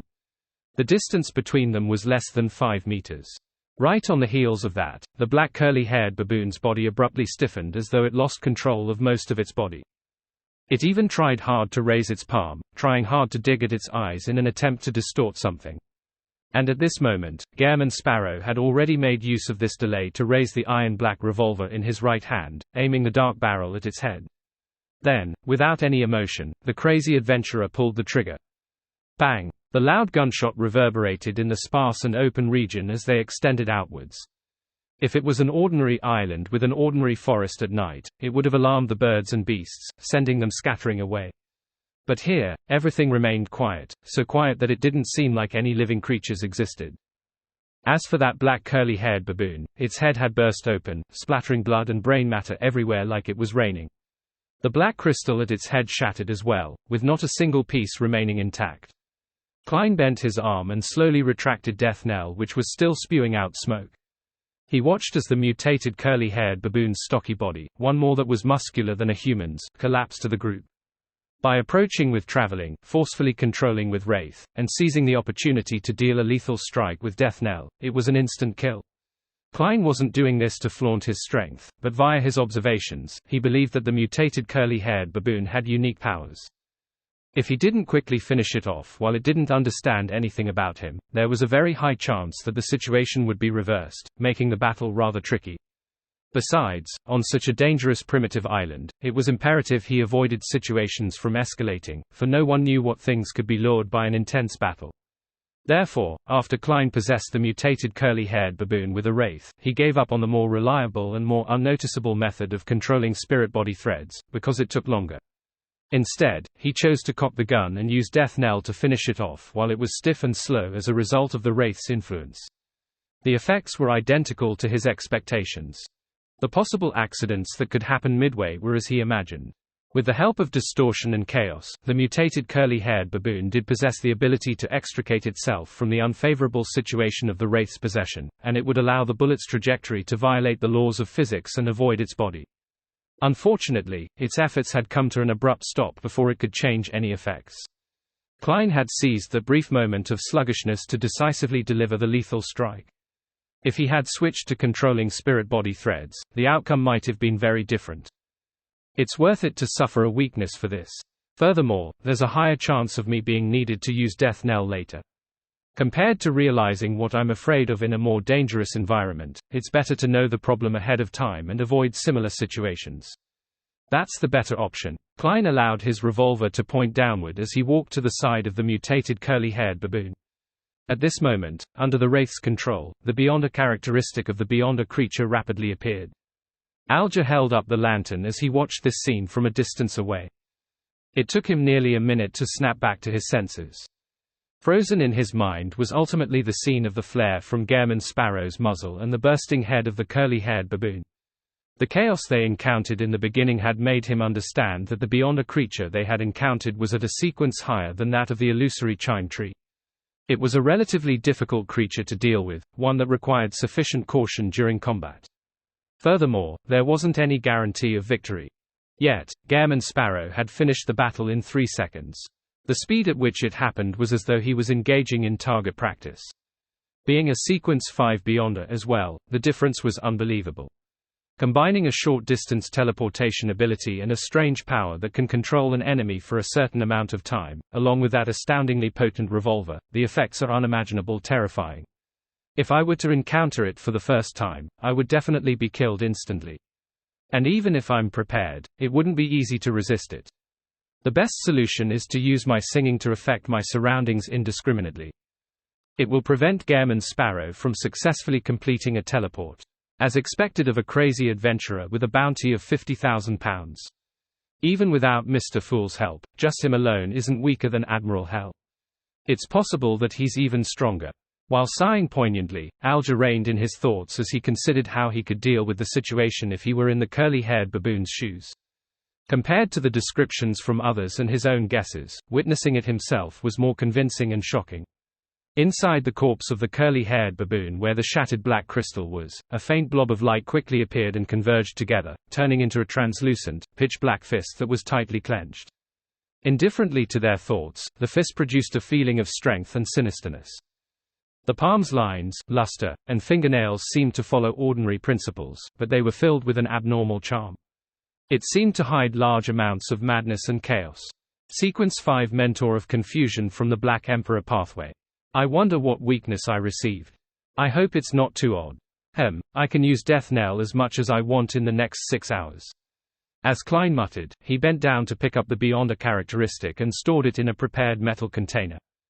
In fact, he could attempt to graze the curly-haired baboon and see if he could obtain the corresponding Beyonder powers of a Mentor of Confusion so as to swap away his gloves Baron of Corruption. But ultimately, he gave up on that idea since he wasn't sure what the Beyonder creature had done that made it deserve such torture. His encounter had been an encounter on a battlefield. Ensuring his enemy's death was nothing out of the ordinary, but grazing was an extremely excruciating pain that left a soul yearning for liberation. Klein had his own principles and stubbornness. He didn't easily violate them, and he often cautiously chose his targets. Of course, to him, creatures of lower intelligence were not the same as humans. Even if he attempted to graze it, it wasn't crossing the line. However, many of his past experiences told him that persisting to keep to his principles and not relax the requirements for himself was not only a moral question but was something to prevent himself from losing himself. He couldn't keep pushing the envelope just because he thought it was nothing. As the trivialities accumulated, it would eventually result in a terrible mistake. In this crazy and chaotic mysterious world, actions aren't for others to see, but for myself. A person can fool humans and even deities, but they can't fool themselves. I wonder if high-sequence Beyonders from the spectator pathway can fool themselves. As Klein's thoughts raced, he took out Grozel's travels that he hid near his chest, intending to smear the curly-haired baboon's blood over its cover. At that moment, his heart tensed up as the hair along his neck stood up. This was an intense premonition of danger. And in this premonition, no scene had surfaced in Klein's mind. Not good. Klein instantly found his heart wrapped in layers of shadows as everything before his eyes seemed to be covered in a layer of dark glass. Without the luxury of time to consider what was happening, the glove on his left palm turned transparent once again. His figure turned invisible before he appeared beside Alger, reaching out to grab his shoulder. At that instant, Alger also sensed the abnormality. His heart contracted and expanded like the source of a storm as his blood surged through his veins and arteries like a tidal wave. Meanwhile, he saw Gehrman Sparrow's right hand, which was grabbing his shoulder. From the fingernails, it was turning gray and turning dull, bit by bit, just like any stone that could be found anywhere in the dark forest. And his feet, knees, and muscles were turning stiff as though they no longer belonged to him. The two figures quickly turned transparent as they vanished from their location and entered a saturated and clearly overlapped spirit world as they quickly traversed it in the direction of the ancient ruins. Suddenly, the red, green, black, and other stacked colors before Klein's eyes uniformly darkened as they produced fine patterns that resembled raven black hair. Raven black hair. A chill rose up from their souls as Klein didn't hesitate to leave the spirit world with the hanged man and return to the real world, where they landed in an area mixed with rubble and weed. Not far away was a mostly collapsed building. Through the corner of his eye, the hanged man had already turned grayish-white from the waist down, as though he had turned into a stone sculpture. Klein snapped his fingers, igniting the grass tens of meters away in preparation to leap over. At that moment, he suddenly felt his heart palpitate as his body began to tremble involuntarily. The appearance of the soaring flames was terrifying to him. The weakness death knell gave him this time, fear of fire. Seeing the dark glass thicken before his eyes, Klein felt a howling wind sweep him up from below before he could overcome the fear, causing him and Alger to fly up, passing through the invisible border and entering the vicinity of the ancient ruins. Bang! The duo fell to the ground simultaneously, producing the sound of crashing rocks. The thick shadow over their hearts vanished as the danger that hid in the darkness receded like the tide. Phew! Klein heaved a sigh of relief as he saw the grayish-white color that had spread to his elbow turn faint and recede. He felt his physical condition was rapidly recovering after he left that zone. His back was covered in perspiration that soaked his shirt. And what left him most horrified was that he didn't know what monster had attacked him or what powers were used. Did Death Knell's gunshot alarm some monster in the vicinity, or is it the existence that rules over this forest at night? Thankfully, it doesn't dare to enter the vicinity of the ancient ruins. This isn't necessarily good. This means that deep in the ancient ruins is something that makes it fearful. I should be prepared to retreat at any moment. Klein stretched his hands and slowly stood up. At this moment, Alger escaped from that grayish-white layer as he turned his head to glance over. That zone was petrifying us. That zone. Petrification. Klein nodded in thought as he walked towards the mostly collapsed building that was strewn with weeds and covered in vines. He then replied in a deep tone, "The problem now lies ahead." Alger didn't speak further as he sped up his pace, steadily walking by his side. After approaching, Klein looked at the building. His gaze swept the spires and stone columns, as well as the damaged walls that remained standing. He stopped and asked seemingly casually, "What kind of building do you think this ruin was in the past?" Alger remained silent for a few seconds before saying, "Cathedral. A cathedral. A cathedral. We came to the same judgment." Klein looked at the ruin ahead of him as he silently muttered to himself. At that moment, the tiny amount of crimson moonlight that penetrated the mist had scattered onto the collapsed building. Compared to before, it was a lot richer in color, almost approaching the color of blood. Klein maintained Gehrman Sparrow's trademark cold attitude as he said in an unperturbed manner, "Where did you previously explore?" As he spoke, Klein glanced at the lantern in the hanged man's hand, which remained unshattered despite all the ordeals. He subconsciously tensed up his muscles and skin when he saw the glow from the flame. Although the flame was ultimately contained by thick glass and metal frame, it still left him a little afraid. Alger didn't notice the minute changes in Gehrman Sparrow as he raised his dagger-wielding right hand and pointed at the grandest building amidst the ruin. There. All that was left of the building was its main structure. It was impossible to know what it originally looked like. The only things that could only be determined were that it had thick walls with narrow windows, and the building's scale and its magnificence. Furthermore, it once had a spire and clock tower. It had a Spartan facade and an ancient architecture. This is an architectural style from the early 4th epoch. There are records of these in the Church of Storms as canon. It's said that in that period, the various churches used such styles to build their cathedrals in a widespread fashion. Alger had a deep impression on the ruin. Over the years, he had flipped through many books and had acquired quite a bit of the background. Its greatest trait is the temple found above and the catacombs found below.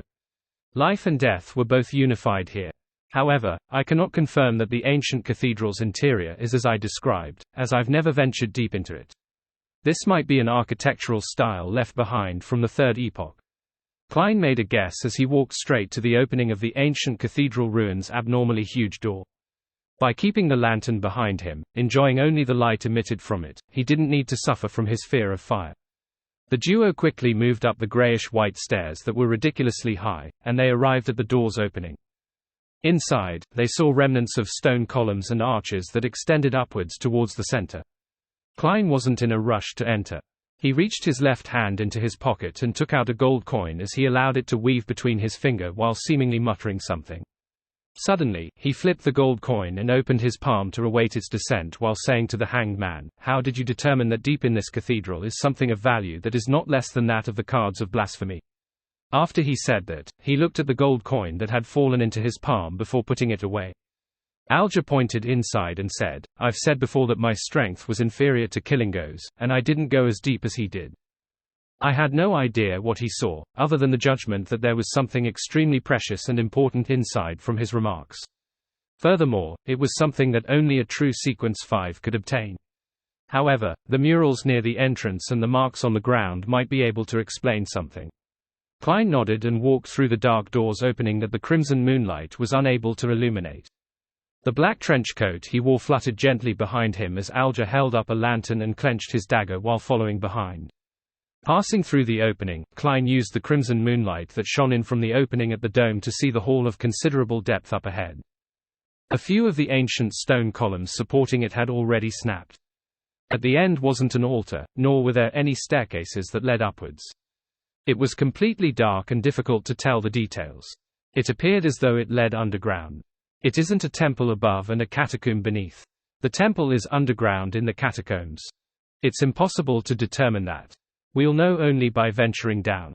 Klein subconsciously glanced around and discovered side doors along the two sides, but the regions they led to had already completely collapsed with no usable path. The murals near the entrance and the marks on the ground, he recalled what the hanged man had just said, and he took 2 diagonal steps before releasing the invisible wraiths and all. With his night vision, he began observing the remaining murals. The mural's background was of a towering and magnificent mountain. At its peak was a gigantic cross that was covered in a lustrous glow. In front of the cross were grand and abnormal figures that were clustered around. They were angels with 2 wings, 4 wings, or 6 wings. This, Klein did a cursory glance and felt a strong sense of familiarity. He had seen a similar mural before, back in blasphemer Amon's mausoleum. When he focused again, Klein quickly noticed the difference. There weren't the 2 infants that represented Amon and Adam, nor were there any 12-winged angels. The grand figure in front of the cross held its arms to its chest as it held an ancient, Spartan slate. The slate was drawn in an extremely indistinct manner, yet, it felt both ancient and young, holy and sinister. It was in extreme contradiction. Slate. Klein's pupils dilated slightly as a specific term flashed in his mind: blasphemy slate. This is likely that ancient sun god, the Lord that created everything which the City of Silver worships. Indeed, the blasphemy slate is closely related to him. I wonder if this is the first blasphemy slate or the second. Klein roughly guessed at the cathedral's worshipped entity, and he also began to believe that the depths of the ruin hid items that were very valuable and important. He withdrew Sonor's gaze and allowed the marionette to turn to face the ground. Apart from the slates being covered in cracks and some odd marks remaining, they were dark red in color, smaller than a human's forehead. They overlapped with one another at times as they extended all the way to the ends of the hall. At that instant, a scene naturally appeared in Klein's mind. Devout believers were prostrated on the ground as they proceeded forward, slamming their foreheads heavily onto the ground after covering a certain distance, leaving blood oozing out. Noticing Gehrman Sparrow look around without any scrutiny, Alger probed the ancient sun god. At that moment, he felt the baffling sensation of a cold wind blowing from Gehrman Sparrow's side. He suspected that hidden around them were shadows or wraiths. Recalling the strange restraints the mutated curly-haired baboon was under, Alger made a vague theory that he didn't voice out. Upon hearing the hanged man's question, Klein had wanted to chuckle and reply, "You can also call him the Lord that created everything, the omnipotent and omniscient God," but he felt that such a tone and choice of words was closer to that of the fool and not Gairman Sparrow. Hence, he held himself back and nodded slightly. "It's not hard to tell." Alger silently heaved a sigh of relief as he held a sense of anticipation for the item buried deep underneath the cathedral. The two simultaneously decided to walk towards the end of the hall. When they approached it, Klein finally saw the staircase that led downwards. "An underground area?" he asked succinctly. Alger shook his head. "I can't be sure. I've never gone down." Although Killingos had attempted to venture in, he returned in less than 10 minutes with his aura becoming relatively weak. Klein nodded thoughtfully and said in passing, "You seem to be very familiar with him." If it was said by anyone else, Alger would have pretended to have not heard it or answered directly. But deep in his heart, the world Gairman Sparrow was Mr. Fool's blessed. His question could possibly represent the intentions of that existence, so he needed to view them seriously. After deliberating for a few seconds, Alger said in a deep voice, "We were fellow townsmen, and we were servants at the same cathedral. The priest there was an easily irritated person who enjoyed punishing the servants. Killingos couldn't bear it and escaped secretly to become a pirate. So there was such a past. Mr. Hanged Man is also a man with a story." Klein didn't probe deeper as he headed down the staircase in the extremely silent cathedral ruins. Although his footsteps were extremely light, they still sounded obvious in such an environment as they echoed. Soon, the two of them came to the end of the staircase and saw the opening of an arched door. On both sides of the opening were two shadows that stood there silently in an immutable fashion. Klein and Alger halted at the same time as they looked at the two shadows, only to discover that they were two stone statues. They were both men with their surface being grayish-white. One of them wore full-body armor that resembled a barrel, and the other worker jacket that looked more contemporary. Their expressions were writhing in pain as their eyes protruded as though they were glaring at something. Upon seeing this scene, Klein realized something as he recalled the encounter outside. He and Alger had also shown signs of petrification, and it was thankful that they extricated themselves of the effects, or they might have really become statues. Don't tell me they're humans who met with the same situation. If we had been petrified, would we be moved down here, standing guard at this door opening for centuries or even millennia? The source of that petrifying power isn't afraid of these ruins. Klein felt explicable horror as his scalp tingled. He controlled his emotions and turned his head to look at the hanged man. He discovered that the pupils of the boorish man at sea had similarly dilated and was clutching the dagger tightly. "Mr. Hanged Man has come to the same conclusion without me needing to speak further." Klein pointed at the door opening and said, "There might be even more stone statues inside." Alger nodded as he said worriedly and jokingly, "Let's hope we don't see ourselves. If we're convinced that we have escaped the effects of petrification, only to see our statues in this underground area, that would be quite the horror story." Klein thought for 2 seconds and said to the hanged man, "Do you have night vision?" His true meaning was that the light of the lantern was especially eye-catching in the dark catacombs and that it might easily cause unwanted developments. Therefore, it was best to extinguish the flame if he had night vision. And he believed that Mr. Hanged Man was able to read in between the lines. Alger replied frankly, yes. As a beyonder of the sailor pathway who could dive, it was a given that he had night vision. Klein glanced at him without a word, but his meaning was obvious. "Then why are you still using a lantern?" Alger seriously replied, "Firstly, it's to misdirect the enemy into instinctively believing that I don't have night vision because of my use of a lantern. When they destroy my lantern and try hard to create a dark environment, I'll give them a pleasant surprise." How sinister. Klein was momentarily at a loss for words. Alger continued, "Secondly, it's to avoid situations similar to the City of Silver. There might be extreme darkness lurking within complete darkness." Makes sense. Klein didn't insist that Alger extinguish the lantern as he first stepped past the two stone statues. Under their pain-frozen gazes, he stepped into the entrance that led underground. As he didn't know what the petrified statues represented, nor did he know if they were completely dead, Klein didn't attempt to shatter them to obtain their beyonder characteristics and mystical items. After passing through the door opening and going underground, there wasn't a sliver of natural light in front of Klein and Alger. The ceiling was intact, preventing any crimson moonlight from seeping in after penetrating the mist. Alger raised the lantern in his hand, lighting up the area up ahead with a limited dim yellow glow.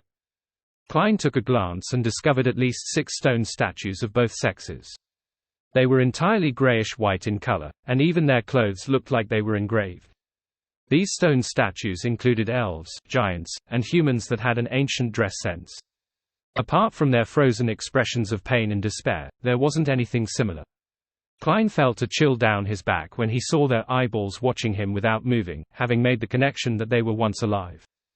He felt that darkness ruled the depths of this passageway, as though a terrifying monster had widened its mouth as it lay in wait for the two to walk into its belly. Reining in their stirring emotions, Klein and Alger remained silent as they passed through the grayish-white statues with warped expression, and they proceeded forward. After walking for more than 10 seconds, Klein didn't need to use Sonor's night vision to see the damaged and dark murals thanks to the lantern. There were a few murals that were relatively intact, allowing them to recognize what was being depicted. They were no doubt focused on the cross that glowed and the grand figure that stood before it. This blurry and solemn figure either faced cities that had been flooded, stepped upon fractured lands, or looked up at the starry sky where it locked eyes with the pairs of evil and maniacal eyes. When the apocalypse happens, the ancient sun god will rescue the world. This is somewhat similar to the murals that Little Sun and the others found in the True Creator's temple, or perhaps it's just plagiarism from both sides, with no one giving up on working towards this goal. After all, it's to emphasize that they were once the Messiah and a deity worthy of one's faith. Klein quickly swept his gaze across the wall as he slowly entered the depths of the passageway. Alger was also observing the damaged murals when he suddenly suppressed his voice and said, "I suspect that the true, fallen creator's description of himself has references to some of the content here. Indeed, everyone has the same views." Klein lowered death knell and chuckled. "I won't be surprised if we see matters related to the true creator up ahead. That might be a particular connection between him and the creator that the City of Silver believes in." Alger agreed with Gehrman Sparrow's judgment. The duo continued ahead as they tried hard to soften their steps. However, there was still some echoes that reverberated in that extremely silent environment. At this moment, Klein's spiritual perception was triggered. He immediately took 2 steps forward and put himself in front of Alger, blocking out most of the lantern's light. Less than 2 seconds later, he heard a dull sound emitting from afar. Thump, thump, thump. The ground shook gently as the sounds became clearer. Then, Klein saw a figure nearly 4 meters tall walk out. It was also grayish-white in color, with armor-plating patterns engraved on its body. Its head had goat horns and a mouth that resembled a hound's. Its half-opened mouth revealing snarling fangs. And what attracted attention the most were its pair of eyes which burned red and the 6 pairs of white membraned wings. Thump, thump, thump. The monster held an 8-meter-long stone trident as it slowly entered a passageway. It shook the land with every step as its great weight was spread out. Although Klein hadn't seen it before, he instantly recognized what it was. It was a 6-winged gargoyle. Its core crystal was one of the main ingredients of a marionettist, and the beyonder powers it possessed were extremely special and indefensible. Based on its external build and from what it's made of, it definitely has extremely potent combat strength while not being afraid of most damage. All it needs to cause terrifying damage is to storm over and perform a downward smash with its stone trident. Klein relaxed his left hand and wasn't in a rush to react. He and Alger remained on the spot, one using his body, and the other using his clothes to conceal the lantern's light. Thump, thump, thump. The 6-winged gargoyle didn't look towards the duo, and it instead passed through the passageway, its footsteps slowly distancing themselves from them. Indeed, it's not very perceptive. It's no wonder Killingos was able to venture deep down and return safely. Klein proceeded forward again when the footsteps were undetectable as he went past the crossroads. In fact, with his current strength and gear, and his understanding of his target, killing a 6-winged gargoyle wasn't something too dangerous. Furthermore, the Hanged Man could provide him with help. The reason why he gave up attacking it was because he had no idea how many 6-winged gargoyles there were in the catacombs. Once a battle ensued, any large commotion could result in them swarming over. When that happened, they could only escape using traveling. In addition, if they were to stir the existence in the ruins that even nearby beyonder creatures were afraid of, the problem would only worsen. Curbing one's greed was a premise for a risky exploration. Alger was also rather pleased at the crazy adventurer's calm and rational actions. His suspicion was that Gehrman Sparrow was under the orders of Mr. Fool, thus, resisting his urge to attack the six-winged gargoyle. The calmer he appears, the crazier he will be when he encounters his true target. As this thought flashed in Alger's mind, he followed Gehrman Sparrow straight down the crossroads. The murals on both sides remained damaged, and they were still describing the greatness and holiness of the ancient sun god. Finally, Klein and Alger arrived at the ends of the passageway. Here, there was an 8-meter-tall stone double door. It depicted various symbols of death, sleep, end, new birth, and beginnings. A tomb, Klein turned to say to Alger. Alger nodded and said, it might also be a temple. Clearly, he was also wondering if it was both a temple and tomb. The grayish-white stone door before the duo wasn't shut completely. It was cracked open with a tiny gap that allowed a child passage. Alger glanced at the floor and walked over. Putting the lantern down and securing his dagger, he pressed his hands onto one side of the door. He slowly drew a breath as he bent his knees, his arm muscles swelling suddenly. Silently, the gap widened significantly. Klein pricked up his brows when he saw this scene, feeling somewhat astonished because the hanged man's pushing of the door didn't produce any sound at all. He didn't doubt an ocean songster's strength, but he didn't believe that it could prevent the stone door from making contact with the ground. As he moved his gaze down, Klein saw a pool of slightly sticky liquid gathered under the door. He quietly produced a lubricant effect. Mr. Hanged Man is very meticulous. Is this the power of a seafarer or an ocean songster?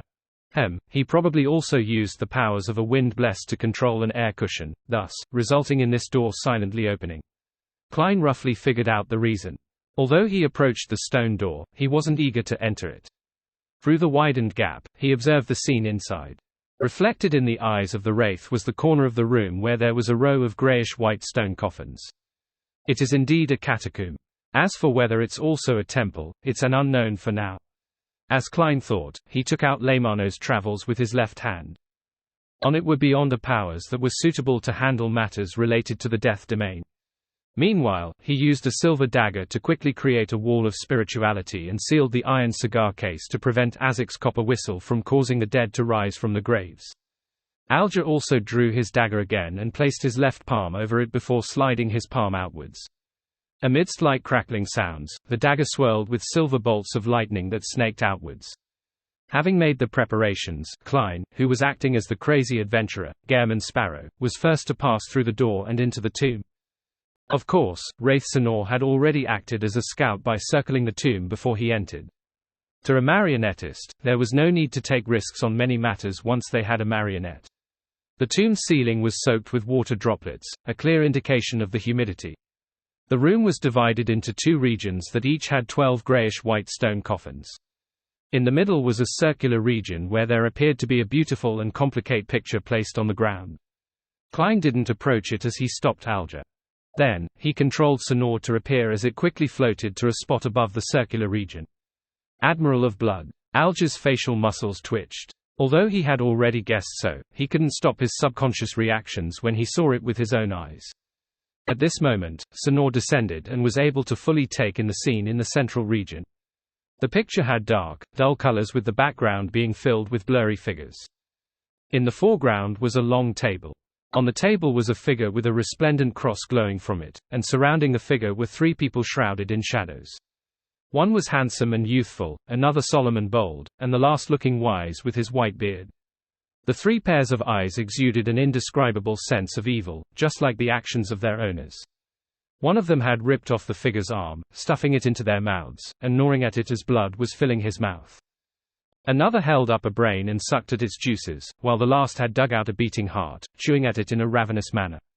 In contrast to them, in the figure's chest was a long and wide crack. Sitting cross-legged in there was a dark and sinister infant who was masticating on the intestines that had fresh blood gushing down. These four entities seemed to sense someone prying into their act as they looked up in unison, as though they were staring at any being that placed their eyes on the picture. Upon clearly seeing the picture through Sanor's vision, Klein's heart raced so loudly that even he could hear it. As a seer who was good at interpreting revelations and symbolism, he felt his blood gush to his head, leaving his head swelling. It seemed to prevent him from engaging in thinking deeper into it.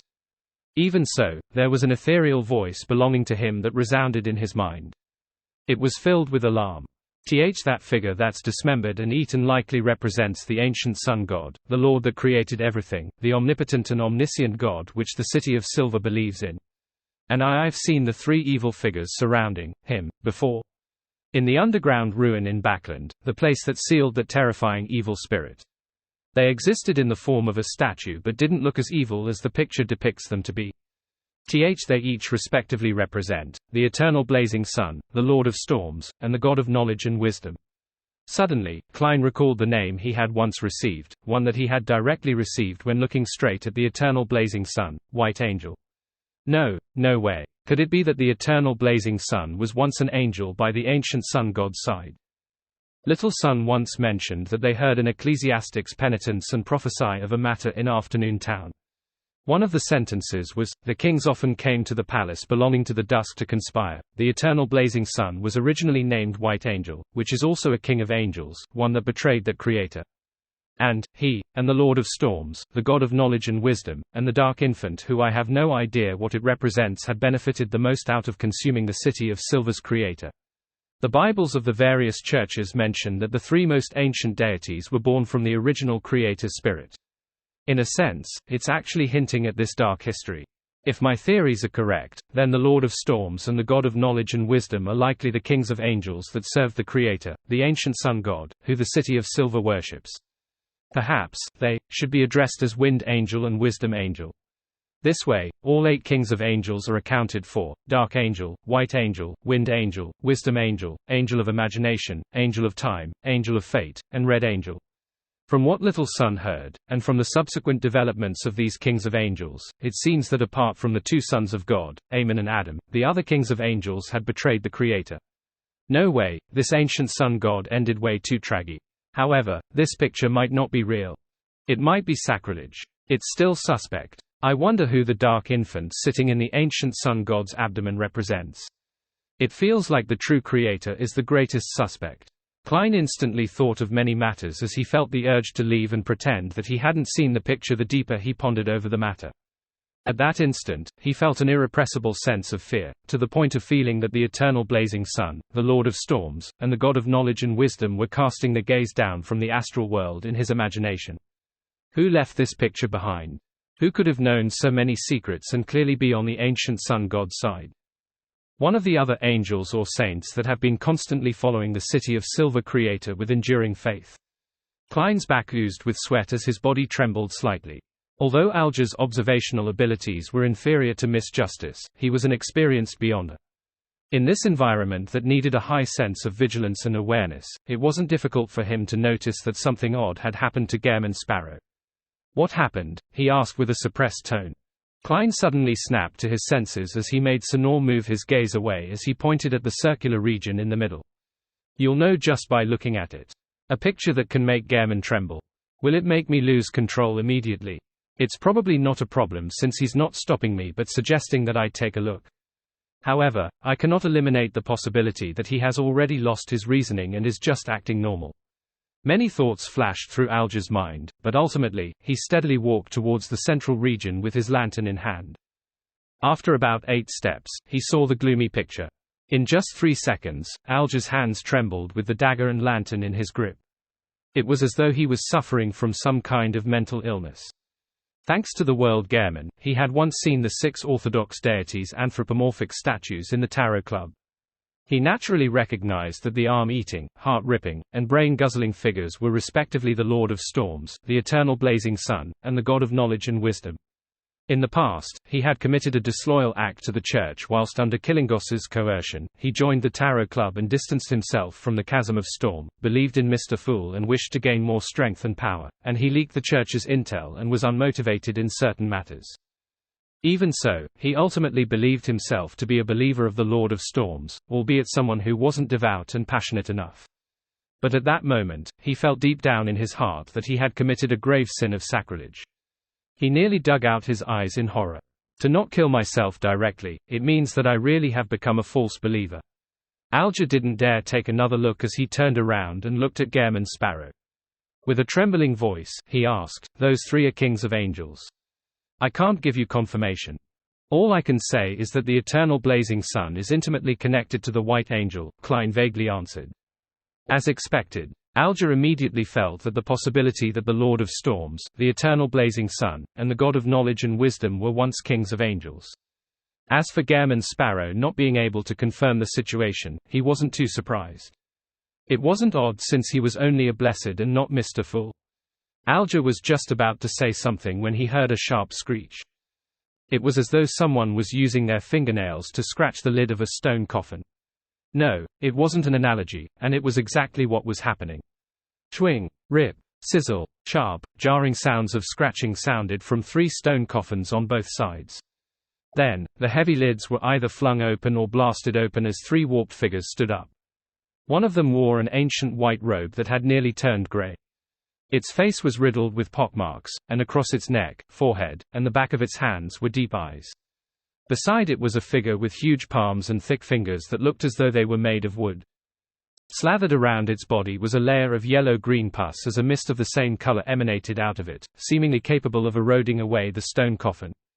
Opposite the two was a figure in a tattered brown jacket with a triangular hat with a skull on it. Many parts of its skin had rotted away, revealing the bone beneath. Under its clothes and pants, thick and slimy tentacles that had fish scales embedded inside had burrowed out as it released a domineering, savage, tyrannous, and terrifying aura. This even made Klein feel as though he was facing a high-sequence beyonder from the storm pathway. However, its body didn't appear to reach that level. The 3 deceased bodies that crawled out of the coffin cast their eyes in the direction of Gehrman Sparrow and Alger. One produced silver bolts of lightning that crackled. Another reflected the duo's figures in the countless eyes it had. The last one spread its yellow-green mist and created brown vines. At the same time, they stormed over with loud and hurried footsteps as a 6-winged gargoyle was rushing over. Upon seeing this, Klein didn't panic. His Lemanos Travels wielding left hand reached into his pocket, tore open the wall of spirituality, and used 2 fingers to pick out Azek's copper whistle. Right on the heels of that, he flicked his wrist and threw the copper whistle to the other side of the room. Without any surprises, he saw the 3 deceased bodies with terrifying auras turn around and rush towards it like trained hounds. Upon seeing this scene, Alger's gaze froze before he made a decision. He threw his lantern and rushed for the door. His experience told him that while Gehrman Sparrow could deal with the 3 terrifying deceased, he needed to hold back the 6-winged gargoyle to prevent it from interfering with the crazy adventurer's battle. Bang! Just as Alger arrived at the door, he saw the double door crack. A 6-winged gargoyle was charging in with an 8-meter-long trident. He immediately drew a gasp as his eyes burned with rage. His muscles swelled, and under the aid of the wind, he charged forward and brandished the dagger that swirled with silver lightning. Bang! He dodged the stone trident that smashed downwards, and he cleaved at the gargoyle's abdomen with a dagger. Instantly, sparks flew as rubble sprayed everywhere. Alger flew backwards as the gargoyle's charge was disrupted. Bang! Alger heavily slammed into the ground. As he had created an air cushion in time, he didn't suffer any serious injuries. And at this moment, the 3 deceased bodies had gathered together to vie for Azek's copper whistle. Klein looked at them and calmly flipped Lemanos Travels to a charred yellow page with complicated patterns and symbols. This was a demigod-level power that he recently recorded, Lightning Storm. Then, Klein slid one finger across the notebook page with his death knell-wielding hand. At the same time, he looked at the 3 mutated deceased bodies who were vying for Azek's copper whistle. With a deep voice, he greeted them, "Bye-bye." Amidst sizzling sounds, bolts of lightning burst forth, meshing together to form a hurricane, enveloping the region where Azek's copper whistle was, as well as the 3 deceased bodies. The entire tomb was instantly lit up like it was daytime. Even Alger nearly failed to open his eyes. His body instinctively trembled as a result of the terrifying aura. With the aid of the wind, he leaped up with the hurricane taking form in his eyes. He once again charged at the 6-winged gargoyle that attempted to attack Gehrman Sparrow. Aside from the Sailor Pathway's raging blow, Alger knew that he didn't have any powers that were adequate against the 6-winged gargoyle's strong body due to its immunity to lightning strikes. Of course, directly creating a resonance with its hearing organs and body of heart and mind through the use of his singing was the most effective method. If this encounter had been anywhere else, Alger definitely would have exploited the gargoyle's great weight and lack of agility to circle around it. Then, as he sang to effect it, he would attack the same spot with sharp wind blades, slowly grinding away at his enemy through the cumulative damage over time. But now, he was in a catacomb, and due to the environment's limitations, any acts of directly avoiding it would only cause the gargoyle to turn its gaze to Gehrman Sparrow. It would then attack the crazy adventurer with its 8-meter-long trident, preventing him from seizing the opportunity to finish off the 3 deceased bodies. And most important of all, Alger suspected that his singing will have more adverse effects on Gehrman Sparrow than what the gargoyle was capable of. Bang! The stone trident crashed heavily into the ground, blasting open an exaggerated crater. It left the catacomb shaking as if an earthquake had happened. As for Alger, he didn't attempt to parry it. With the help of strong winds, he dodged to the right and soared up, agilely dodging the gargoyle's attack as he dashed for the monster's head. At that moment, he saw the grayish-white eyes which burned with flames. Alger's mind turned sluggish as his body instantly stiffened. He had the feeling of being petrified again, but his skin didn't show signs of spreading grayish-white colors. Thanks to the inertia, he continued soaring upwards, but he wasn't able to brandish his dagger. He slammed straight into the gargoyle's head before loudly being repelled backward, his body aching in pain. The heavy grayish-white trident reflected in his eyes again as his thoughts were sluggish, making it impossible for him to put up any effective resistance. Suddenly, a hand grabbed him by the shoulder and pulled him to the side. Bang! Rubble flew as sparks were produced. The gargoyle's heavy trident had blasted open a huge crater again. Alger's body trembled as his vision regained its clarity while his thoughts were rapidly restored back to normal. He was like someone who woke up from an irresistible nightmare which he was helpless against as he regained control over his body. Only then did he realize that Gehrman Sparrow had appeared by his side. There were still remnant flashes of lighting and sizzling sounds in the corner where the 3 deceased bodies were. Do not lock gazes with it. Attack its chest. As Klein pulled Alger away quickly in a bid to dodge the stone trident, he succinctly advised his companion. Alger had personally experienced and witnessed many battles, so without further explanation from Gehrman Sparrow, he knew what the latter meant. He stopped receiving aid as he nimbly circled to the gargoyle's flank. Tap, tap, tap. He ran towards the gargoyle and waited for the stone trident to sweep over him, before soaring high up with the help of the strong gales to dodge the attack. Whoosh! Another hurricane pushed Alger towards the gargoyle's chest. During this process, he closed his eyes, pulled back his right arm, and bulged his muscles. Then, with his ability to judge distances as a seafarer, he threw out his dagger-wielding right fist. Howling wind blades and sizzling lightning were emitted along with his fist. Bang! Alger's right fist heavily struck the gargoyle's chest, producing an explosive effect. It caused the gargoyle stone to be covered in fine cracks as silver lightning snaked around. Following that, the cracks widened and depressed into a pit. With a cracking sound, his dagger exploded, turning into countless fragments that scattered everywhere. The strong recoil sent Alger flying back. In midair, he saw through the corner of his eye that the hatted Gehrman Sparrow had at some point in time circled to the front and cocked his revolver. Right on the heels of that, the cold adventurer suddenly raised his hand and aimed the black barrel right at the gargoyle. Bang! Amidst a loud echo, a bullet tore through the pit in the gargoyle's chest and pierced it.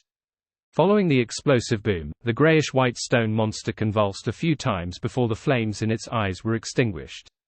After a brief pause, it collapsed like a mountain, producing an exaggerated sound and earthquake-like shaking. Death Knell had delivered a lethal blow. And at this moment, Alger had just maintained his balance and found his footing thanks to the wind. Klein didn't speak to him or search for the spoils of war. He immediately turned around and headed for the charred area where Azek's copper whistle sat silently. Slippery tentacles covered in fish scales moved as the deceased body with nearly half its body gone had stood up. Bolts of lightning continued snaking around its body. It was the domineering, savage, tyrannous deceased body that wore a tattered brown jacket with a triangular captain's hat. It was missing its left arm and right leg, as well as having half its head. Its body was covered in traces of charred and melted flesh. But even so, it didn't sleep in peace. It was still attempting to fuse with the surrounding flesh and blood in order to obtain a stronger state. One had to know that Klein had used Lightning Storm, which he had recorded from the Sea God Scepter. Even if the act of recording had reduced its might, it was definitely the beyond a power at the demigod level. Just the fact that the other 2 deceased went silent without letting out a grunt was a testament of its might. This awakened deceased body is problematic. Klein's heart stirred as he made Sonor leap onto the smooth surface of Azek's copper whistle before attempting to reflect onto the deceased fish scale on its slippery tentacle. At that moment, through the marionette, Klein sensed a tyrannical and high-level repulsive force. The wraith was unable to possess it. Sonor was even repelled as it couldn't help but lose its invisibility. Upon seeing this, Alger didn't question the situation. He raised his hands and created a spiraling wind around the deceased body, hoping to restrain its actions. However, the wind didn't sweep inwardly, as though it was afraid of something. It was forcefully dissipated as it rapidly vanished. The only thing to be happy about was that the deceased body didn't immediately attack the duo. Instead, it jumped to the left, bent its back, and attempted to pick up Azek's copper whistle. Klein immediately flicked his wrist and precisely flipped Leymano's travels to the page with abyss shackles. This was a beyond a power which Emlyn had recorded, one belonging to a Sequence 7 vampire. As Klein swiped his death knell-wielding right hand onto the notebook, the shadows around the deceased body suddenly came to life and manifested chains that shackled it firmly to the ground. Taking advantage of his opponent's brief pause, Klein raised his revolver in a deadpan manner. Different colors, red, green, and white, immediately appeared in his vision. Aiming at the white, Klein pulled the trigger. Bang! A pale golden beam shot into the head of the deceased body, causing it to rupture immediately into a spray of blood. At the same time, the purifying bullet also emitted a sun-like radiance that illuminated the target's body. The deceased body melted like wax as it bent its waist and lost its balance, collapsing right beside Azek's copper whistle. Monsters without any intelligence that only move on instinct are much easier to deal with than beyonders of the same level. However, am I letting the copper whistle down? Ever since it was given to me, it has suffered explosions, the catharsis of lightning, and the purification of sunlight. Life sure isn't easy for it. Klein repented for a second before controlling Sonor to pick up the ancient and exquisite copper whistle and stuffing it inside his body. He didn't directly head over, afraid that a deceased body would awaken. Hence, he continued letting Sonor to investigate the fellow who could resist the possession effect. Klein suspected that the deceased had an item of a rather high level. Soon, Sonor in his non-wraith form touched something and pulled it out. It was a card. On the face of the card was a man wearing a papal tiara with both hands held up. Before him were prostrated believers, and behind him was lightning, dark clouds, gales, and waves. Klein was very familiar with the man because he had a portrait of this person in another set of attire. It was Emperor Roselle, and to the top left of the pontiff dressed Roselle, there was a line of text formed from resplendent starlight, Sequence 0, Tyrant. The card of blasphemy from the Storm Pathway. The Tyrant card. Klein instantly recalled how the Church of the God of Knowledge and Wisdom addressed the Lord of Storms, Tyrant. Alger also saw the card of blasphemy as his gaze froze instantly. Flames of greed flared up in his eyes. He took a deep breath and moved his gaze away as he looked to the side and said, "The battle was intense. Perhaps other entities deep inside this cathedral have been awoken by us. So, let's store away the things as quickly as possible and prepare to leave. Mr. Hanged Man, do you think I'm not aware of that? There's no need for you to nag. What happened to our tacit teamwork from before? Hey, indeed. The Tyrant card has affected you. You can hardly calm down, and you have become talkative." As Klein got Wraith Sonor to pick up the card of blasphemy and enter one of the deceased bodies to accelerate the production of the Beyonder characteristic, he coldly said, "You've already wasted 5 seconds." Alger was taken aback. Without saying another word, he walked to the remains of the 6-winged gargoyle and dug out the eyeball that glowed red. Then, he patiently waited for a moment and reached into its shattered back to extract a gargoyle translucent crystal. Elsewhere, with the wraith's help, the deceased body that was covered with yellow-green pus produced a blob of brown soil. It had roots to it with hidden blood vessels. It appeared rather strange. Without wasting time to guess at the sequence or pathway it belonged to, Klein got Sonor to store it away before heading for the deceased body whose slippery tentacles were still twitching slightly, to accelerate the production of the Beyonder characteristic. Seeing what looked like a jellyfish with azure blue seawater in it take form, Klein and Alger suddenly heard a dragged-out sound. Sigh. This sighing came from deep within the cathedral, bringing along with it an indescribable sense of ancientness. The long sigh that sounded from deep within the cathedral had left the back muscles of Klein and Alger tense as they were pumped with adrenaline. Without any hesitation, Klein's left glove turned transparent as he vanished, appearing beside the Hanged Man. As he reached out to grab his shoulder, Sonor also picked up the jellyfish-like Beyonder characteristic and, with the help of Mirror Leap, returned back to the gold coin inside the iron cigar case. Right on the heels of that, Klein's and Alger's bodies turned incorporeal and invisible, leaving the catacombs silent again. The two of them were directly teleported into midair a distance away. Their figures came into existence amidst the shadows of the clouds and the crimson moonlight. Subconsciously, Klein and Alger turned their heads in unison to look at the primitive island, wishing to know if any changes would happen to it. When they heard that sigh, they had relied on their instincts and experience to immediately escape despite not sensing any actual danger. Now, they couldn't help but feel curious and puzzled. In their vision, the thick mist that cloaked the primitive island had quickly dispersed. The moonlight shone straight down without anything obstructing it. Amidst howling winds, Klein and Alger floated in midair as they saw the primitive island's present state through the sparse mist. It had vanished. This primitive island that had a demigod feathered serpent and all kinds of beyonder creatures had vanished. The region it was in had dark blue seawater which was almost black was ebbing slightly. Nothing appeared out of the ordinary. Alger couldn't help but reach his hand into his pocket where he touched the six-winged gargoyle's core crystal that had left his mind sluggish. If not for his battle spoils still being in existence, he would have suspected if it was all a dream. He wondered if he and Gehrman Sparrow had somewhat gotten lost, that they hadn't found the real primitive island, and ended up completing the exploration in the dreams. Klein had similar thoughts as well. He even felt as though he was hallucinating. After all, a giant island with so many powerful creatures that hid secrets from mythical times couldn't just vanish without a word. Even the seawater didn't show any corresponding signs of its existence. Thankfully, I didn't hesitate at all and chose to immediately escape. Otherwise, Mr. Hanged Man and I might really vanish, never to be found again. Klein suddenly felt a deep sense of joy. He didn't dare stay any longer as he activated traveling once again and vanished with Alger as they traversed the spirit world. And the final scene of this body of water that froze in their eyes was of mist spreading once again with increasing density. After another teleportation, Klein and Alger returned to the deserted island. They stood on a reef and watched the waves strike the shore loudly. Alger looked around and heaved a silent sigh of relief. He took out the core crystal of the six-winged gargoyle and said, "This is a shared spoil of war. You get to choose first." After weighing the matter, he considered the six-winged gargoyle to be a monster that the duo had killed together.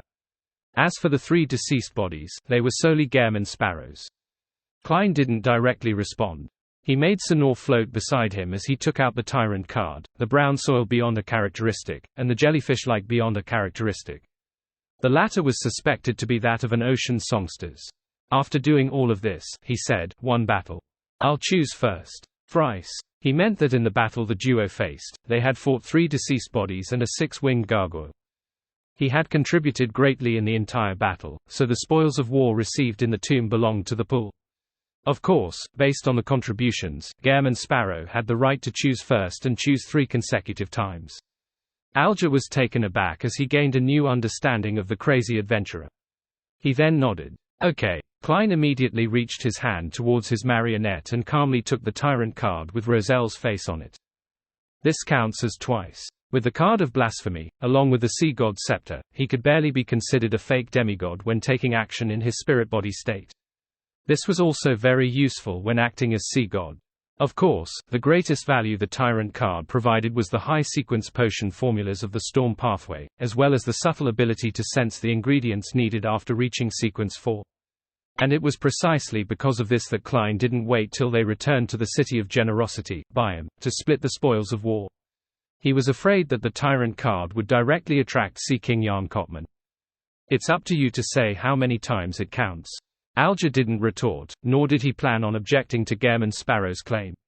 He watched as Gehrman reached for the jellyfish-like beyonder characteristic which likely corresponded to Ocean Songster. To Klein, it could be used to create a mystical item in the Storm domain, thus, replacing the Murloc cufflink that had been taken away by Admiral Hell. It could also be bestowed to the Rorstad Archipelago's resistance in the future to raise their survivability at sea. Of course, the condition was that they had greatly pleased Sea God. Putting away the Tyrant card and the jellyfish-like beyonder characteristic, Klein glanced at the Hanged Man, indicating that it was his turn to choose. Alger deliberated and said, "Can I choose the sequence 4 potion formula from that card of blasphemy?" "No problem." Klein nodded without much of an expression. "I'll give it to you in the future." Although the Tyrant card had been activated, using it was bound to cause quite a stir. Therefore, to be safe, Klein planned on heading above the grey fog to study it after he returned to Backland. Alright. Even with Alger's stateliness, he couldn't help but smile. After this adventure, once his digestion of the ocean songster was almost done, he could showcase his strength and take the path of being advanced by the church. When the time came, drinking an additional potion wasn't a big problem. Even if he didn't give birth to a child, just time alone could allow him to resolve the matter completely. The key obstacle was that going from sequence 5 to sequence 4 was a qualitative transformation. It was a sublimation of life's natural order.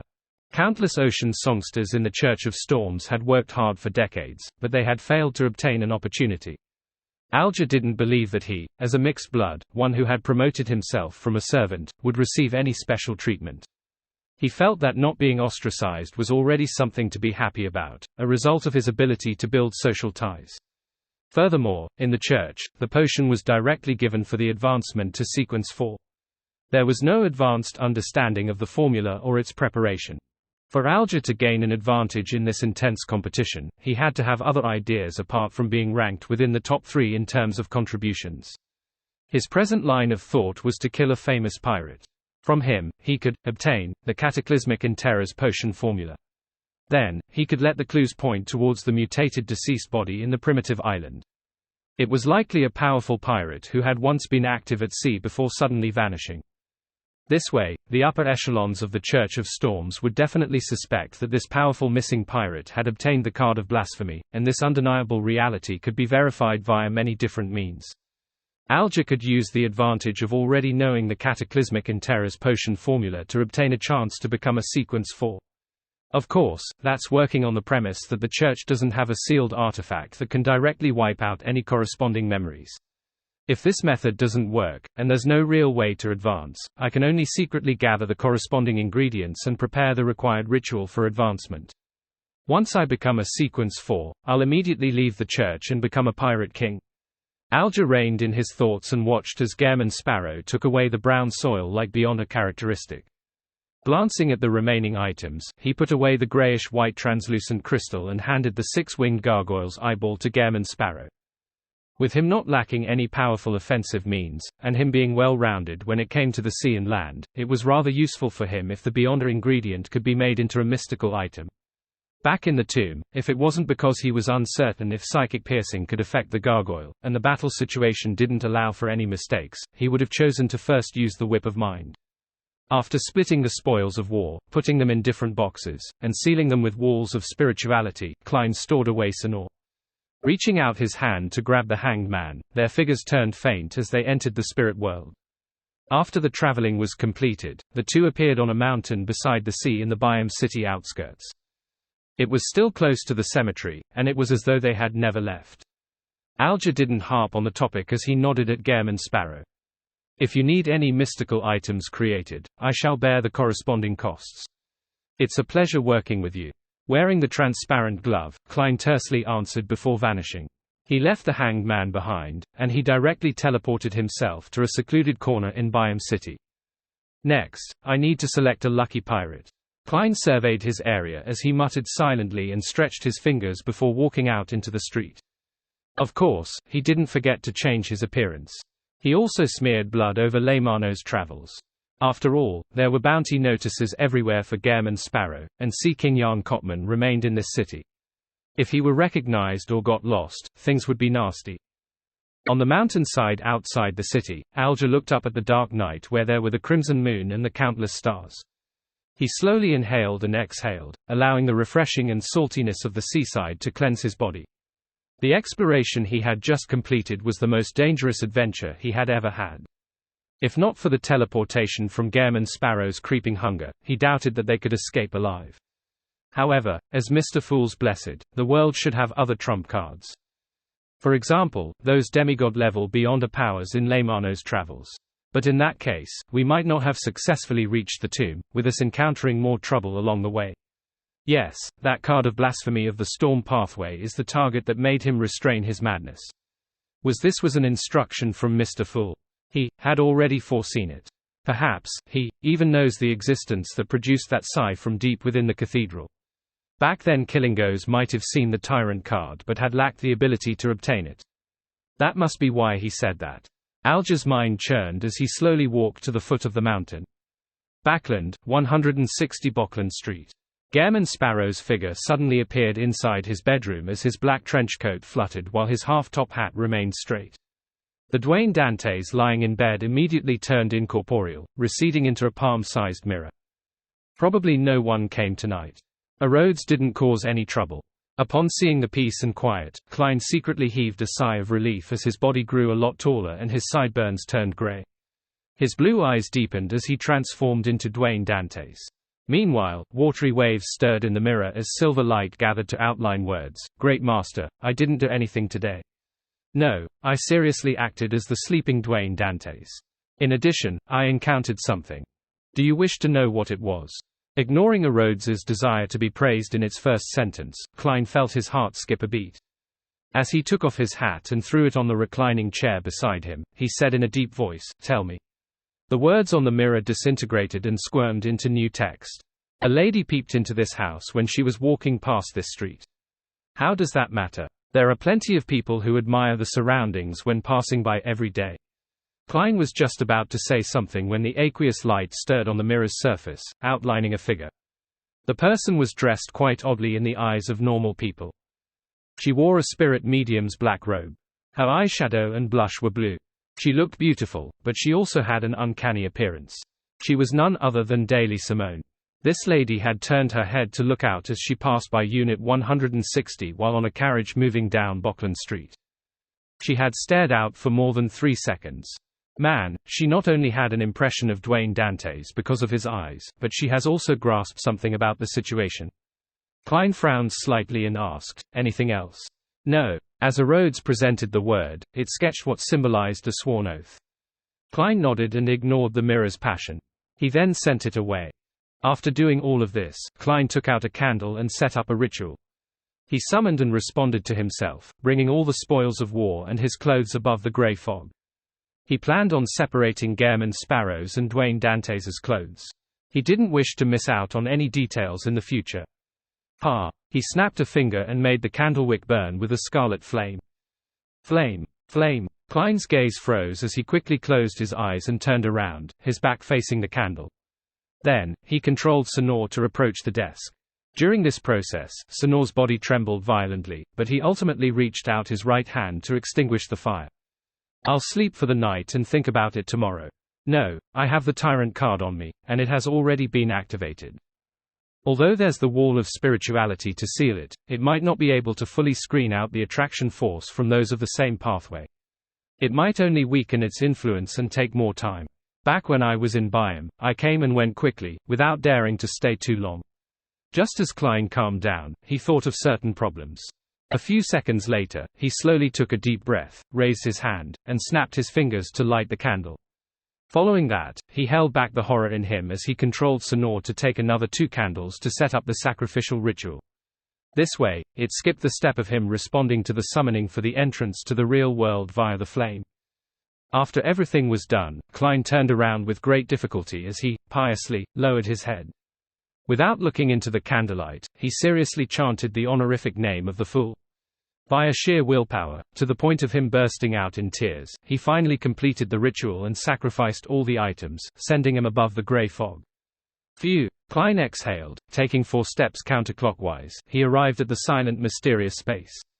Sitting in the fool's seat, he first picked up the Tyrant card, and he triggered the content hidden within.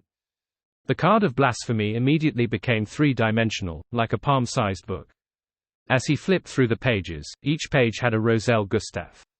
He was either playing the role of a sailor, or he was wearing a captain's hat and holding a sextant, otherwise, he was singing loudly with the sea as his background.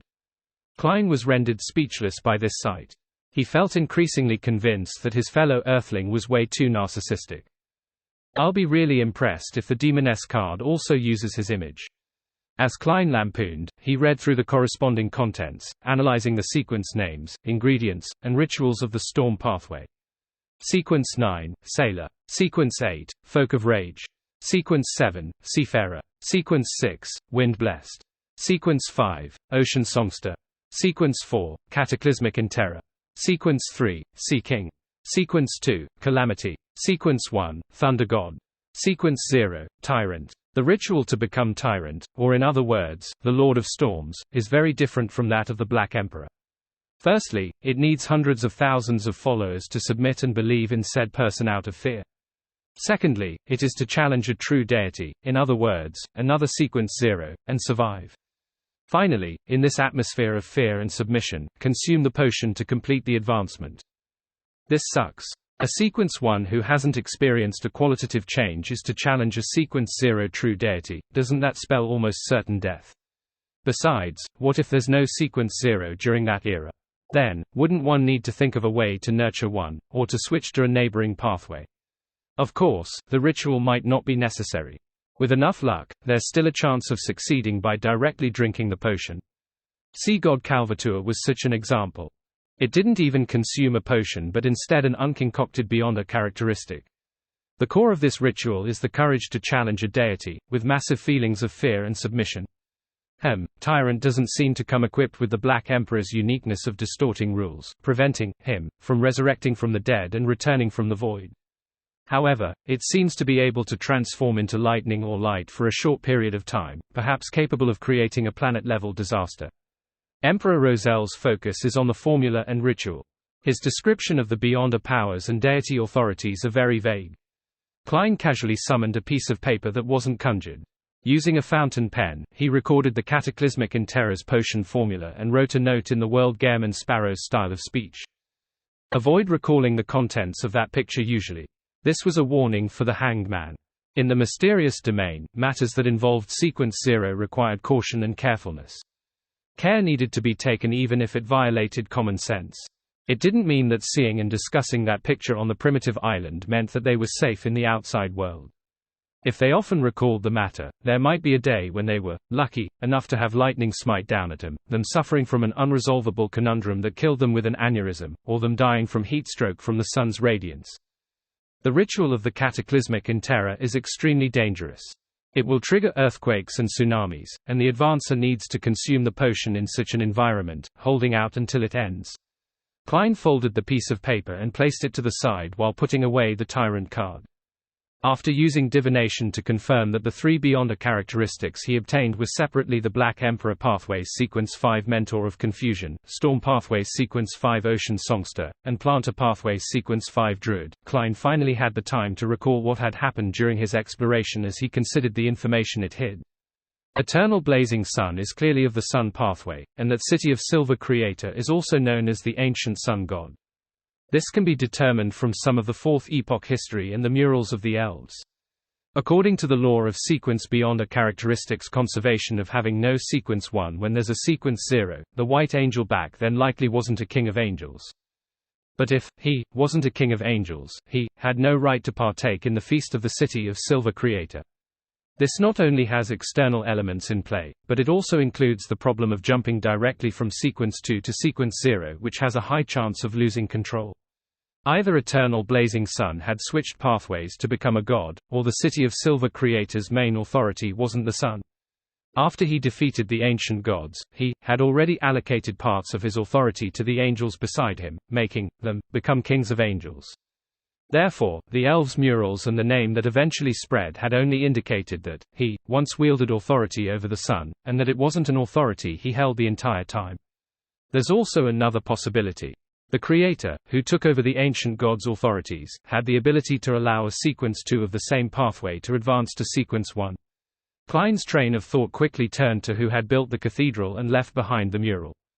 Due to the messiness of the various situations, he conjured a piece of goatskin, and he summarized all the points by writing them down to seek out the connection. That primitive island was discovered by Killingos and Mr. Hangman. Killingos received a mission from the Twilight Hermit Order. To obtain a priceless item, he headed to Backland to assassinate Duke Negan, and he ended up dying at Mr. Azek's hands. Killingos told Mr. Hangman that deep inside the ruin was a precious item that was in no way worse than Rozel's tarot card, but it was something that could only be obtained at Sequence 5. He later obtained Creeping Hunger and became a pirate admiral, with a strength already equivalent to a Sequence 5. That tyrant card remains deep inside the cathedral's catacombs. Killingos didn't make any subsequent attempts. Or did his attempts fail? That cathedral was built by an existence who worships the ancient sun god.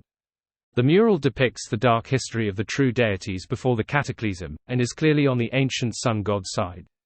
The Twilight Hermit Order is suspected to be established by the Son of God, Adam, with the goal of resurrecting the ancient sun god, the City of Silver creator. That primitive island suddenly disappeared as though it never existed. Adam is an angel of imagination. Amongst the Twilight Hermit Order's core members, there's at least one angel of the spectator pathway, Hermes.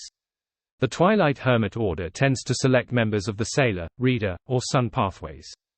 It has a high chance of possessing high-sequence ingredients and items from the Storm domain. There might be angels from the Storm domain in it.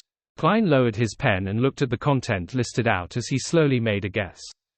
After listing down all the important points, Klein rapped the edge of the long mottled table and silently muttered, "The one who sighed in the depths of the cathedral is a member of the Twilight Hermit Order." Killingos had caught the eye of the Twilight Hermit Order after he managed to venture deep inside. Later, he obtained an advancement and received creeping hunger, allowing him to become a pirate admiral.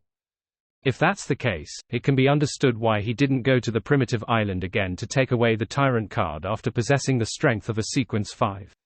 It's yours only if it's given. You can't touch it if it's not given. Of course, Killingos might have established contact with that member of the Twilight Hermit Order during his second visit of the cathedral after possessing enough combat strength. Regardless, that primitive island must have quite a connection with the Twilight Hermit Order. The reason why we arrived at the tomb rather smoothly in the other zones and saw the picture of the kings of angels feasting on the Creator was because that Twilight Hermit Order member had the intention of letting us do so. They are happy to let that lost piece of history spread given the chance. However, the depiction of something from their own standpoints might not be the truth as well. Later, that Twilight Hermit Order member probably sighed because he or she didn't expect us to quickly finish off the awakened deceased bodies and the six-winged gargoyle to obtain the Tyrant card. With how things normally go, we should have been in danger, and he quells everything, talking to us from a distance, making us outer circle members of the Twilight Hermit Order. Klein carefully used he to refer to the existence in the depths of the abandoned cathedral. He even suspected that the person might be the former King of Angels, Son of God, Adam. Of course, he wasn't certain if the primitive island belonged to the Twilight Hermit Order. He believed that even divination wouldn't give him a certain answer, as there were too many possibilities. It also involved other hidden existences, and any information related to the spirit world would definitely be wiped away or hidden. If it's really as I guessed, does that mean that I missed the chance of joining the Twilight Hermit Order? If I pass their test, then I might be able to take a glance at the second blasphemy slate and obtain the high-sequence potion formulas of the Seer pathway. What a pity. However, Gehrman Sparrow has a mysterious origin with a secret existence backing him. This is known by the various factions at sea, and as the most ancient and secret organization, the Twilight Hermit Order will definitely be aware of the corresponding situation. The outcome for Gehrman Sparrow would probably be immediate execution and then having answers obtained via spirit channeling. Klein first found it a pity before feeling afraid. As his thoughts whirred, he even thought of sending the Hanged Man to the primitive island again and seek out an opportunity to make him an outer circle member of the Twilight Hermit Order, so that he could slowly reach its core. Sigh, but the problem is that the primitive island has vanished. Otherwise, Mr. Hanged Man really has a chance of being a triple, no, a quadruple spy. Klein snapped his fingers and made the paper in front of him disappear, throwing the night's exploration to the back of his mind. However, he warned himself that he needed to pay attention to the appearances of any abnormalities in his daily life. He was afraid that it wasn't that the hidden existence deep in the cathedral wasn't able to stop himself and the Hanged Man from escaping, but that he had a deeper motive. If not for the grey fog and him having been sterilized, Klein even suspected if there were any hidden marks left on him. Glancing at the items on the table, Klein first flipped the Tyrant card over and placed it beside the Black Emperor card. Following that, he began considering how he would deal with the remaining spoils of war. He already had plans for the Sequence 5 Druid beyond a characteristic of the planter pathway, sell it to Frank Lee via the Hermit Catlia. But the problem is whether I want to accelerate the destruction of this world. Klein gave a self-deprecating laugh as he fell into a dilemma. Allowing a dangerous fellow like Frank Lee to advance to Sequence 5 meant that cows, fish, the sea, and rose bishops would be fearful. No one knew what this fellow, who was no better than a lunatic, would achieve in his experiments after obtaining greater powers. It was an unknown what sort of strange species he could create. What if he plants himself and obtains a bunch of francs? The world would truly be in danger if that happens. Klein silently exhaled and planned on letting Admiral of Stars vex over this problem. After all, I'll just be selling the Druid Beyonder characteristic normally. Whether Ma'am Hermit wishes to buy it is up to her. Besides, it's only a sequence 5. I believe Queen Mystic and the Moses Ascetic Order will support her and be able to ensure nothing goes wrong. Besides, the Church of Mother Earth has a bunch of saints, angels, and Grade 0 sealed artifacts, as well as a true deity. There's nothing they can't handle. As Klein consoled himself, he placed his attention onto the Mentor of Confusion and Ocean Songster Beyonder characteristics. His initial plan for the latter was to create a mystical item, but he wasn't sure if the artisan that the Hanged Man knew had the ability to do so. As for the former, he planned on selling it. Although it could also be made into an item, it overlapped with the Baron of Corruption inside the glove. Besides, Klein also began to realize that having too many mystical items wasn't necessarily a good thing. Particular negative effects were a pain when stacked. With Creeping Hunger and the rentable Lemanos travels, he believed that it was best if he traveled light most of the time. Under normal circumstances, Creeping Hunger matched with Death Knell, along with a few purifying bullets, it was enough to deal with most matters. When in a sea or air battle, he could have an additional mystical item made from an ocean songster. In complicated situations, he could rent Lemanos travels when given the opportunity. If there wasn't an opportunity, he could use Grozel's travels for defense, and throw out the Fate Siphon charm. And this wasn't considering his own Beyonder powers, Wraith Marionette, or the hard-to-use Sea God Scepter. In terms of fixed assets, I'm considered a true tycoon. Klein sighed as he made the Beyonder characteristics fly to the junk pile. As for the eyeball of the six-winged gargoyle, this was a material rich in spirituality and had some hint of strangeness. It could be used in a ritual to create charms. Klein temporarily had no better use or requirements for it, so he had already thrown it into the junk pile. After doing all of this, he disappeared from above the grey fog, and he returned to the real world. On Saturday morning, Fours had originally planned on waking up naturally, but she ended up being awoken by the world's transmission via Mr. Fool. He was returning Lemanos travels to her. Fours rubbed her eyes and planned on directly preparing the ritual, but when she saw her messy hair and puffy eyes, she decided to wash up first to make herself look human. She had finally sold the 2 properties yesterday, selling them at a higher price than she had expected. Even after deducting the corresponding taxes, she had received £6,550. To her chagrin, gold coins which were used in daily life may appear common, but when she attempted to collect them en masse, she failed to obtain much. After plenty of work, all she got was 600 gold coins. Phew, I can finally repay the debt and complete the transaction. Fours combed her hair and began setting up the ritual. Last night, to celebrate her first time accumulating such immense wealth, she secretly drank half a bottle of Lanty and a barrel of Southville beer. This resulted in her waking up in a terrible state. During the ritual, and after some communication, Fours paid £5,200 and 600 gold coins, closing the assassination commission and receiving an interrogator beyond a characteristic. This way, she still had £2,530 in cash. As for the royalties from her 2 books, although they weren't much, they were relatively stable. After a brief wait, Fours saw the door of sacrifice and bestowment light up as 2 items flew out. One of them was Lemanos Travels, and the other was a light blue, translucent hexagonal prism. In it were streaking bolts of lightning. Mr. World sure has many Beyonder characteristics on hand. Fours sighed silently and first thanked Mr. Fool before ending the ritual to accept the interrogator's Beyonder characteristic. Finally, she picked up Lemanos Travels and flipped through it to see what additional Beyonder powers there were. As the pages flipped over, her gaze suddenly froze. This was because 2 of the charred yellow pages weren't empty. They were filled with mysterious and strange patterns and symbols. These represented Beyonder powers at the demigod level. A total of 2 pages. How extravagant. Fours couldn't help herself as she muttered. This was the first time she was seeing a demigod Beyonder power which she could freely use. As a best-selling author who mainly wrote romance, her first reaction was that the world Gehrman Sparrow was chasing after her. But thinking back to how they hadn't met before, and how the gentleman was a cold and powerful assassin, she quickly rejected such a guess. She believed that the world Gehrman Sparrow was probably able to receive help from a demigod at any time, so he didn't mind such matters. Phew, I should try not to use it. I'll let Mr. World use it when he rents it again. Force exhaled with some fear, completely lacking the guts to take advantage of the terrifying assassin. After composing herself, she used her crystal ball and identified all the new Beyonder powers. She felt that they were all relatively useful apart from Full Moon. If I wish to commit suicide, this is quite a useful one, she muttered and closed Leymano's travels. She planned on giving Zio the interrogator's Beyonder characteristic when she returned in the evening.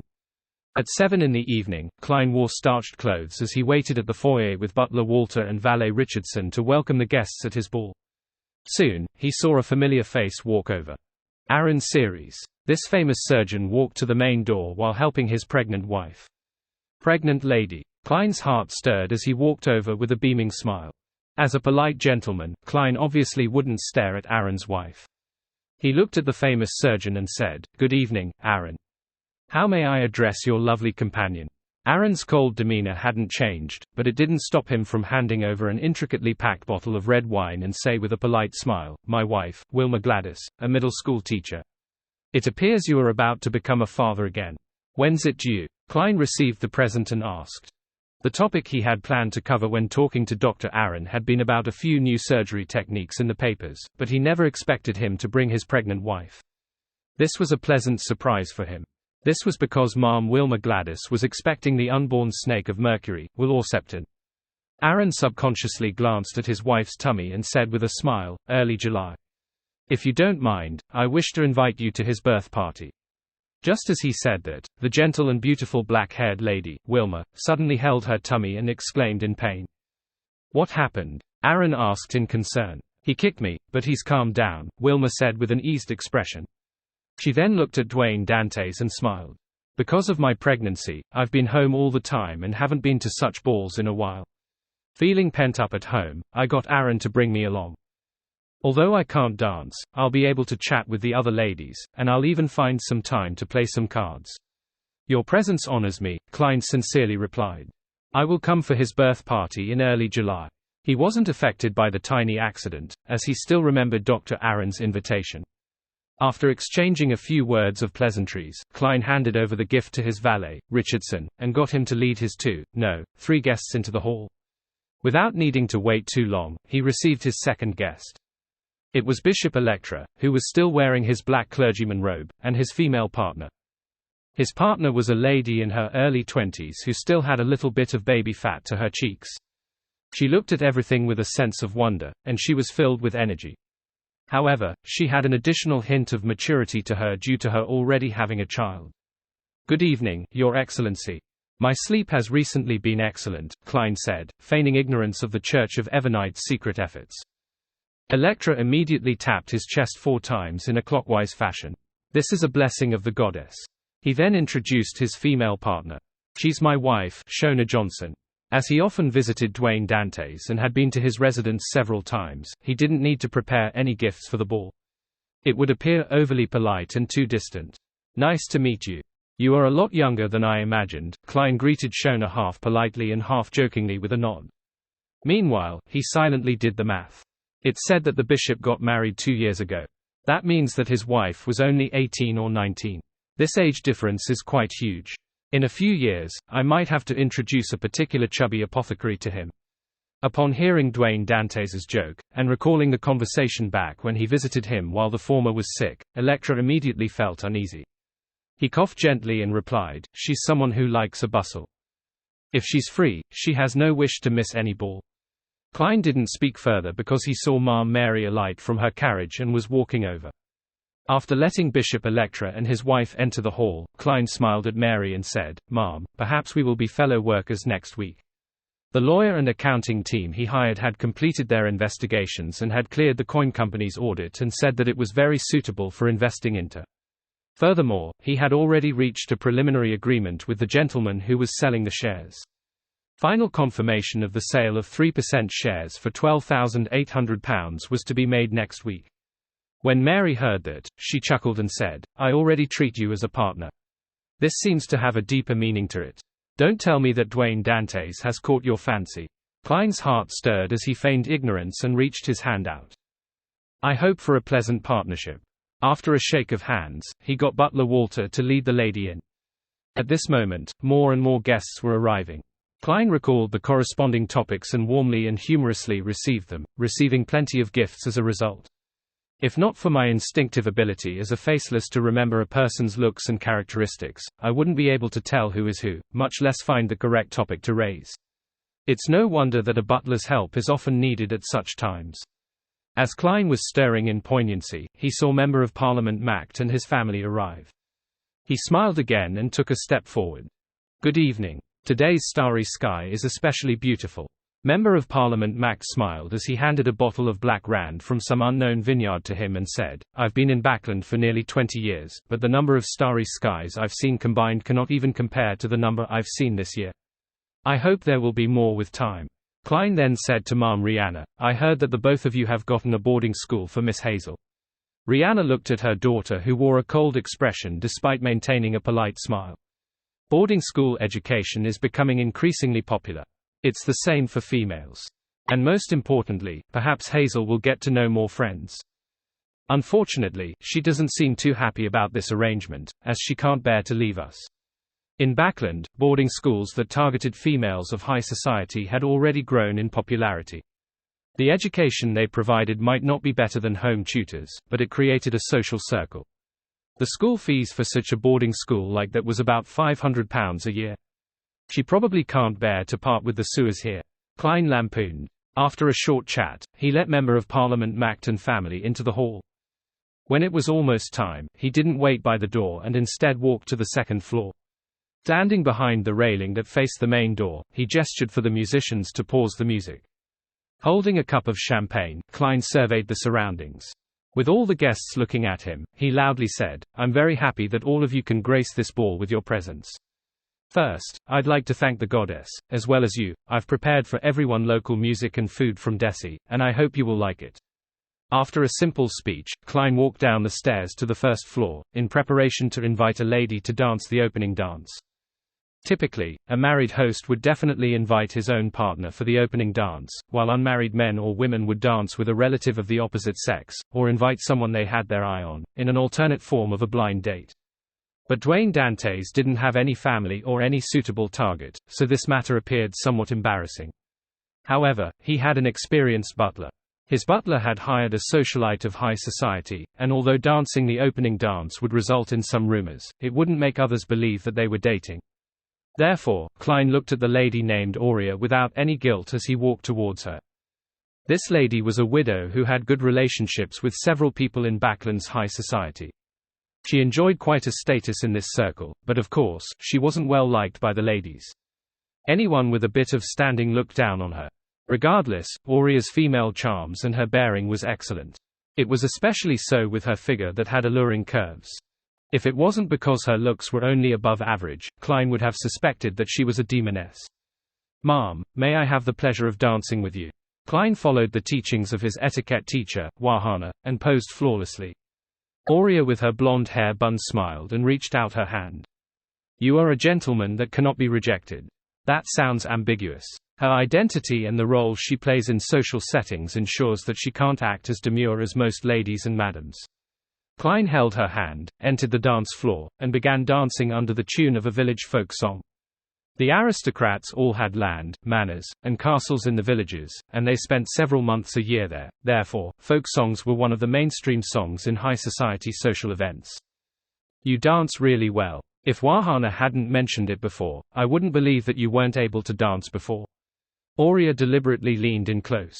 As they moved in step, her breathing could be heard. As she was a stranger, Klein was a little uneasy by the close distance, but he couldn't push her away while under everyone's gaze, so all he could do was smile. I just didn't know how to dance such dances. In fact, I'm good at the kind of dances from Desi Bay and the southern continent where there's greater freedom. I also like those kinds of dances. They are full of strength and passion. It's danced for yourself and not for others. Aurea found a topic as she gyrated her body, appearing extremely intimate with Dwayne Dantes. Towards the end of the opening dance, she said with a suppressed chuckle, if it wasn't for the rumors, I would even suspect that you don't fancy women because you're a little stiff. However, I no longer have any doubts. As she spoke, she glanced down. Klein was actually rather embarrassed. She was really good at using her body and words to create a suggestive atmosphere. However, Dwayne Dantes was an experienced man and couldn't admit defeat. He smiled with a natural expression. Stiffness is a result of not being used to Backlund's social scene. I can teach you, Aurea said with a chuckle.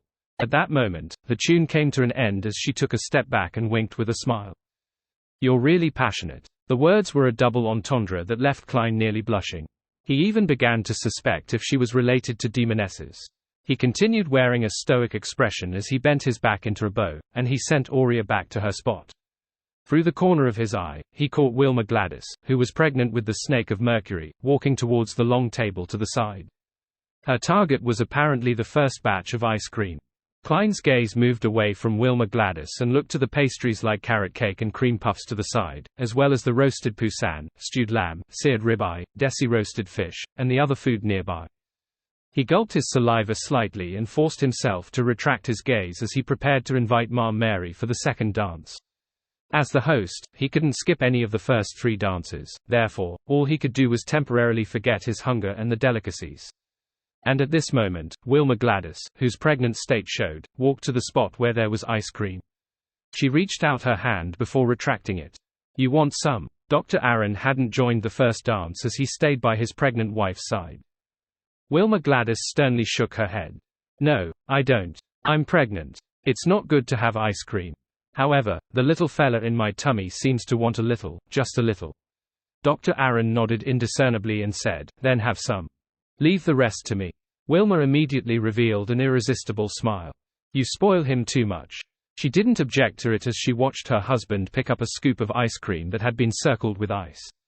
After taking 2 bites, Wilma closed her eyes and suddenly shifted her gaze. She looked at a few ladies who hadn't participated in the first dance. They were chatting about something in hushed tones. They had smiles across their suggestive faces, often covering their mouths and laughing covertly. What interesting matters are they talking about? Wilma's curiosity was instantly piqued, and after informing her husband, Aaron, she walked over. However, the few ladies quickly dispersed as though they were awaiting the second dance. Wilma was disappointed as she asked the young beautiful lady who remained standing there, do you know what they were discussing about? I'm not interested in their topics, Hazel said as she glanced at the pregnant lady beside her. She didn't fault her for being a little impolite because pregnant ladies often had some privileges. Only then did Wilma notice that Hazel, with her long black-green hair, was holding a cup of champagne. She looked like she had no wish to be invited to a dance. She has a sense of pride that stems from the bottom of her heart. Even when looking at Baronet Madams, she will only maintain the most basic courtesy. This is a delightful character, but the problem is that she's like that to everyone. She's overly cold and aloof. Perhaps, she's in the rebellious stage that Emperor Roselle had mentioned before. As a middle school teacher, Wilma couldn't help but make comment inwardly. Then, knowing better, she opened up a distance from Hazel and began looking for the ladies she was familiar with. After completing 3 dances, Klein finally had a brief reprieve to stuff himself with more food and drink some thirst-quenching sweet iced tea. This was a day's specialty that he specially got the kitchen to prepare. Due to the influence of Death Knell, he had drank a little too much.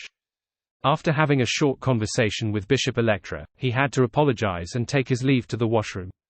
In fact, he could hold back for another 3 more dances.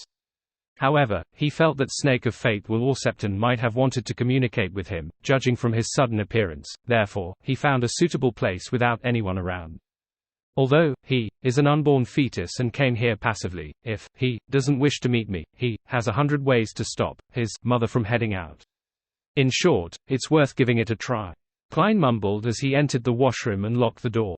Just as he was in a dilemma to deal with his burgeoning bladder or patiently wait another 2 minutes, his spiritual perception triggered as he looked at the mirror. At some point in time, the mirror had produced a black pram that was covered in shadows that prevented him from seeing any details. The only thing he could discern was that there was a child wrapped in silver silk inside. The child used a clear voice and said, "Your fate deviated a little." What happened? Klein tensed up immediately. Will Aucepton in his infant form scoffed and said, "You should ask yourself. All I know is that you likely met an angel." Klein immediately recalled his experiences on the primitive island and had a guess. After contemplating for a few seconds, he asked with a frown, "Can angels see my uniqueness?" I've met Orange Light, and he said that only a few high-level creatures of the spirit world, as well as deities with certain unique authorities or beyonder who represent fate, can discover this point to a certain extent. Of course, close contact has to be made. In the pram, Will Orsepton sucked at his thumb and laughed. Probably not, because you aren't dangerous. Besides, apart from you being unique, some items on you or your companion might have a similar uniqueness that can garner the interest of that person. Items on me, my companions. Klein's mind raced as he discovered that he might have been psychologically cued in the past, and along with the fact that he hadn't thought of it, he had missed out something. When exploring the primitive island, he had brought Grozel's Travels along. This was a book created by an ancient god, the Dragon of Imagination, Ankerwelt. If that primitive island is related to the Twilight Hermit Order, be it the Angel of the Spectator pathway deep inside the cathedral with a high-sequence ingredient of the Storm pathway, or the opposite, he will likely be interested in the notebook. After all, the leader of the organization is the Angel of Imagination, the Son of God, Adam. And it's because of this notebook that I was allowed to take away the Tyrant card while also preventing me and Mr. Hanged Man from continuing the exploration. Klein had a hunch as he asked, how should I resolve this? There's no need. In the long term, this should be something good, but there might be some trouble midway, Will Orsepton replied with a clear voice. Furthermore, you are already burdened with so many matters. An additional matter wouldn't matter.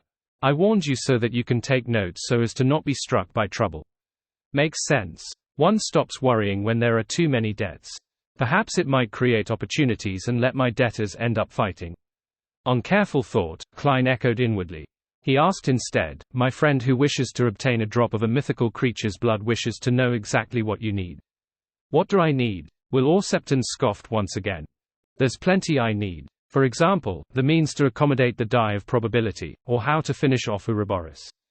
If it's possible, you can take as many vials of blood as you want. But, can it be done? If it's possible, why take the risk to finish off Ouroboros? Wouldn't it be easier to just deal with a weak snake of fate like you? As Klein lampooned, he shook his head without a doubt. No. Then think of something else. I'm not in a rush. Will Orsepton paused and said, there's a very arrogant lady at the ball tonight. There's something wrong with her. If you have the chance to chat with her, you can lead the topic of conversation towards dreams. Hazel. Dreams? Klein nodded in thought. Okay. Seeing that Will Orsepton had the intention to leave, he hurriedly said, that paper crane is about to tear. How should I contact you in the future when I encounter an emergency? Will Orsepton fell silent for a moment before saying, are you hoping that I can fold a paper crane for you in my mother's tummy? Even if I can, you won't be able to get it. If I have any desire to find you, and as long as you live here, I can do so at any time during dreams.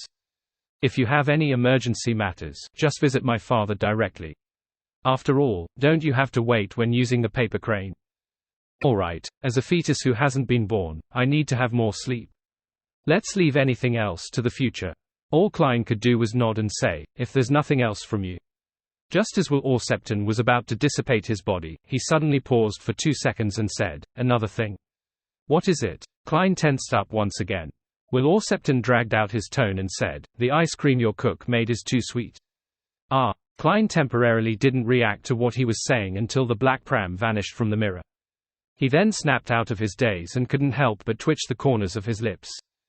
After settling the problem with his burgeoning bladder, he washed his hands and came out. He found Richardson and instructed, go to the kitchen and get him to lower the sweetness of the ice cream that is subsequently being made. Richardson didn't ask why, and he immediately did as he was told. Only when he was about to enter the kitchen did he recall the problem. Mr. Dwayne Dantes hasn't touched the ice cream yet, so how did he know that it's a little too sweet? Towards this problem, Richardson quickly had an answer. He believed that a guest had informed his employer after sampling the ice cream. Although it was a little impolite, it wasn't something rare, especially among familiar friends. They would proactively and kindly inform him so as to prevent the host of the ball from suffering unpleasant critique. At this moment, as the previous dance was still happening, Klein wasn't in a hurry to consider a dance partner. He walked to the long table by the side and seized the opportunity to have some of the delicacies. Just as he selected a piece of desi roasted fish without many bones, he suddenly saw Wilma Gladys lean over and pick up a cup of sweet iced tea. The lady nodded at the host and smiled. This beverage is nice. I've never had it before. It's sweet iced tea from the south, Klein explained with a smile as he casually glanced at her tummy. He seems to be very obedient. Oh, perhaps, it's a she. Wilma smiled. Most of the time, but there might be some stirrings in the middle of the night at times. Middle of the night. At times. Don't tell me it's when he's replying to my questions. Klein suddenly broke out into a sweat as he feigned ignorance and cast his attention back onto his plate. As Wilma drank a sip of sweet iced tea, she headed back to her previous conversation. When the new dance began, Klein handed his plate and cup to an attendant beside him and glanced at Hazel. He slowly walked over and bowed with a smile. Lady, may I have the pleasure of dancing with you?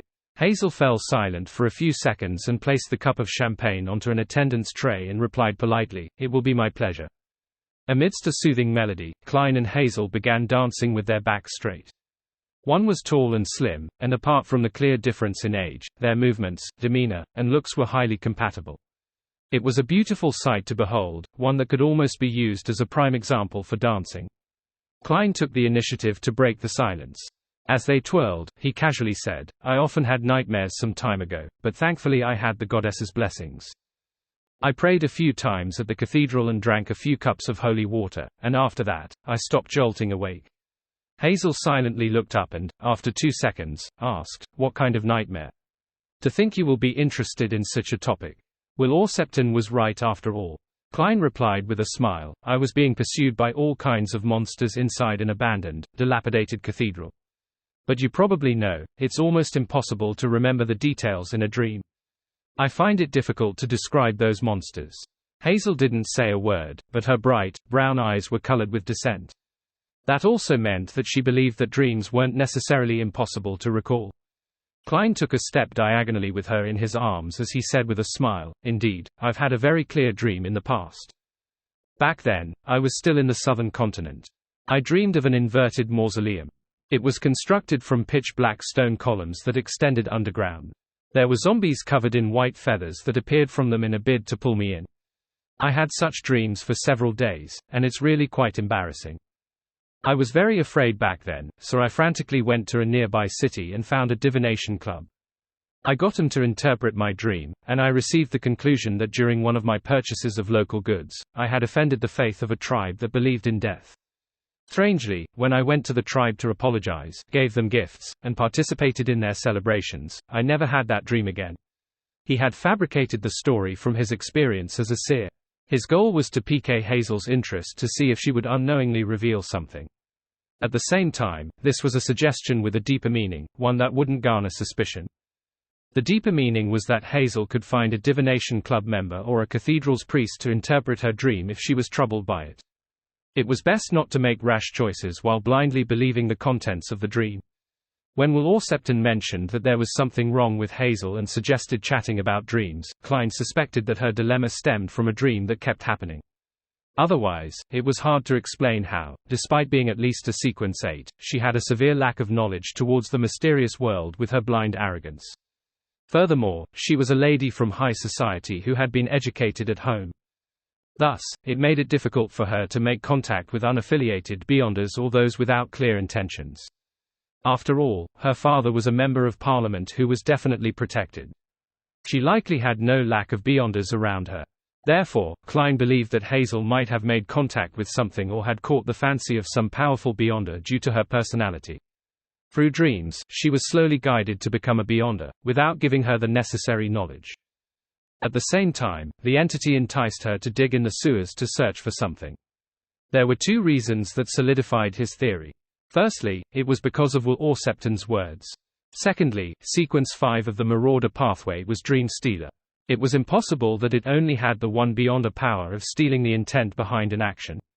Hazel quietly listened to Dwayne Dantes' description as her mouth subconsciously gaped before closing again. After nearly 10 seconds, she asked, Why didn't you head to the goddess's cathedral? As expected, she's reacting to topics about dreams. However, she's quite careful and doesn't divulge anything. Klein smiled wryly and said, There weren't any cathedrals of the goddess around. It was a region that held faith in the god of steam and machinery. Hazel didn't continue the topic as she focused her attention back onto the dance, as though she was fully immersed in the music. Klein also quietened down as he swirled around in the beautiful melody with the girl. After the dance, he sent Hazel back to where she was standing, and then he headed for the long table due to his thirst, hoping to get a cup of sweet iced tea. At this moment, he saw Bishop Electra enjoying some red wine over there. Unlike the Church of Storms and the Church of the God of Combat, clergymen of the Evernite goddess were prohibited from excessive drinking. They needed to reject distilled spirits, and they could only drink champagne, beer, and red and white grape wine in moderation. How is it? This should be your first time holding such a grand ball, right? Electra smiled as he raised his cup. Klein smiled and replied, very troublesome, and it's also, The biggest problem is that having so many dances in a row is exhausting. I kept sweating and wanted to drink more water. Bishop Electra chuckled and said, when you're here in Backland, don't slack on any physical exercise. At times, the social scene is more tiring than you can imagine. With that said, he said with a jibing smile, Ma'am Aurea has endorsed you, believing that your character matches your appearance. I'd like to thank her for her endorsement. Klein was momentarily unable to find the words to reply with as he replied in a jokingly manner, a person's character cannot be identified from a single dance. Without waiting for Electra to reveal a smile that all men understood, he switched to saying, Your Excellency, I've recently involved myself in some business, and I'm afraid that I might offend a gentleman in power.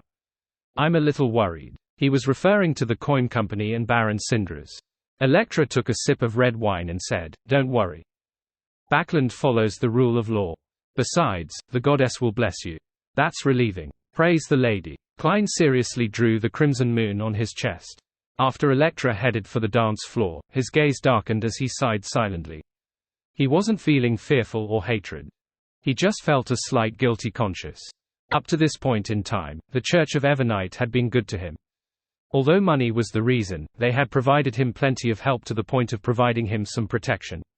Yet, he was planning to deal with the keepers, as well as contemplating how to steal something from the core seal behind Cheney's gate. Sigh, if this plan takes too long to complete, I'd really need periodic psychological treatment. Otherwise, I'll have some mental problems. Klein monitored his emotions as he shook his head indiscernibly. In an apartment in Sherwood Borough, Zio came home with Fenapota pies and Desi Bay sweet iced tea. As she put it on the dining table, she said to Fors, Don't eat too much of such food. It's unhealthy. Why do you say that? Fors picked up a pie stuffed with fruits and ham before taking a bite. I read about it in a magazine. As a bounty hunter, maintaining one's figure is a necessity. Zio hesitated for a moment before pulling a pie to her mouth. Fors scoffed. You're a Beyonder geared for combat, an extraordinary bounty hunter. There's no need to bother about maintaining your figure. Perhaps, you might have missed out on your final opportunity to grow taller as a result. Oh right, I heard that the warrior pathway has an effective way of raising a person's height. It's obvious just from looking at those barbarians from Fazak. Zio was taken aback as she suddenly sighed. But I was born as a half-arbiter. I have no way of becoming a warrior. Clearly, she had seriously considered it in the past. Realizing that she had triggered her friend's memories, she acted as though she hadn't said a word as she focused on having her late dinner. After they were done eating and clearing up, Fors pulled Zio into her bedroom and cleared her throat. You've helped me tremendously, so I plan on giving you a present. What troublesome matter do you need help with this time? Zio touched her short, blonde hair warily. Fors blinked as she suddenly reflected on her recent behavior. She chuckled dryly and said, This is for the past, the past. Without waiting for Zio to reply, she took out a metal box under Zio's doubtful gaze, one that was used to store cigars. I don't smoke, Zio said with a shake of her head. Fors tersely answered as she opened the box, revealing a translucent hexagonal pillar that was light blue in color. Zio's gaze froze as she looked at the luster that streaked inside the crystal like lightning as she instinctively asked, Interrogator. Yes, a participant at a Beyonder gathering was selling it cheaply. I was afraid of missing the opportunity and hurriedly bought it, Fors said the complete truth. As you know, I've recently been rewarded by my teacher because of something just a while ago. I'm not lacking in cash. Zio knew that her friend had been out recently, claiming that she was doing something for her teacher. However, she found it unbelievable that she could so easily buy her an Interrogator Beyonder characteristic as a gift. This was completely unlike her original lifestyle. Is she still gambling, having earned large sums of money after becoming an astrologer? Or did she finally cast her sights onto a bank vault and used her door-opening powers to rob the cash inside? Many guesses flashed through Zio's mind, but she wasn't able to find the corresponding proof. About 2 to 3 seconds later, she made a decision. She was to randomly pretend to head out 2 days a week, and she would secretly observe what Fours was doing. If it wasn't for her trust in her friend's character and bottom line, she would have suspected that she had become the mistress of a powerful Beyonder or tycoon. It's too valuable. Zio waved her hand, in an attempt to reject the gift. Fours had already thought of the excuse as she said with a smile, I'll have matters to trouble you with in the future. Just treat it as an advanced payment. We are good friends. There's no need to talk about payment. Zio hesitated for a second as she said with a shake of her head. I was waiting for you to say that. Fours immediately smiled and said, then treat it as an early birthday present. Don't you reject it. But my birthday is more than half a year away. As Zio muttered, she eventually reached out and took the interrogator beyond a characteristic. Sunday afternoon. Zio repressed her excitement and anticipation as she headed out as per normal. She planned on heading to a specific spot to leave a corresponding mark to schedule a meeting with the masked man from MI9 at some secluded alley. After obtaining the interrogators beyond a characteristic and having digested her sheriff potion, all she needed was the correct formula to advance to sequence 7. It would be a crucial step for her investigation of the truth and restoring her family's honor. Therefore, she was eager to receive a few more missions from the military to accumulate the amount of contributions she needed. After doing all of this, she planned on circling Eastborough first to see if there was any important news. Then, she planned on returning home to Tail Falls, so that she could figure out what her good friend was up to, or if she was in any danger. However, the moment she entered Eastborough, she had a hunch that someone was staring at her. Who is it? As a sheriff, Zio had a sharp intuition for monitoring others and for being monitored by others. Her heart tensed up as her mind raced to consider what had just happened. In the past 2 to 3 weeks, she hadn't encountered anything particularly noteworthy. The few criminals she apprehended weren't Beyonders, and they were, at best, related to certain gangs. No one would offend a famous bounty hunter in Eastborough for them. Therefore, she quickly narrowed down the list of suspects, and she vaguely guessed at the Spies faction. A member from the Aurora Order. I didn't attend Mr. X's gathering, and an accident happened. Apparently, it was quite a stunning scene. The person from MI9 said that Mr. X was assassinated on the spot, and had his corpse taken away. Furthermore, the assassin had used powers at the demigod level. Is the Aurora Order investigating the possible culprits? Every invitee is in their sights. Although Zio was careless and short-tempered at times, her thought process was relatively direct. But in similar fields, she had a strong intuition that allowed her to figure out the crux of the matter. And on the matter regarding Mr. X's assassination, she had once been thankful that Fours had stopped her from attending, thus, avoiding the accident. On the other hand, she felt that there wasn't anything wrong about her, allowing her to stand up to the scrutiny of any investigation. Therefore, when she met the masked man from MI9 last week, she had been frank and confident, and she had accepted the mission to investigate the truth behind the matter. Unfortunately, she wasn't sure which other Beyonders had participated back then, and she had no clues to kick her off. That man from MI9 said that the members of Aurora Order are either lunatics or potential lunatics. You can't use common sense to guess at their actions. Even if they believe that there's nothing wrong with me, they can kill me in passing to vent their anger as a warning to the real murderer. The stressed Zio walked forward as she revised her path in Eastborough. This new route allowed her to obtain the help of friends at any time. If she suffered an ambush, there was a considerable chance that she could escape or kill the assailant. As she walked, Zio's mind suddenly went into a daze, as she realized that she had unknowingly arrived back at her residence in Sherwood Borough at some point in time. Zio entered blankly and drank a cup of water when she was patted on the shoulder by Fours. Accompany me to Eastborough.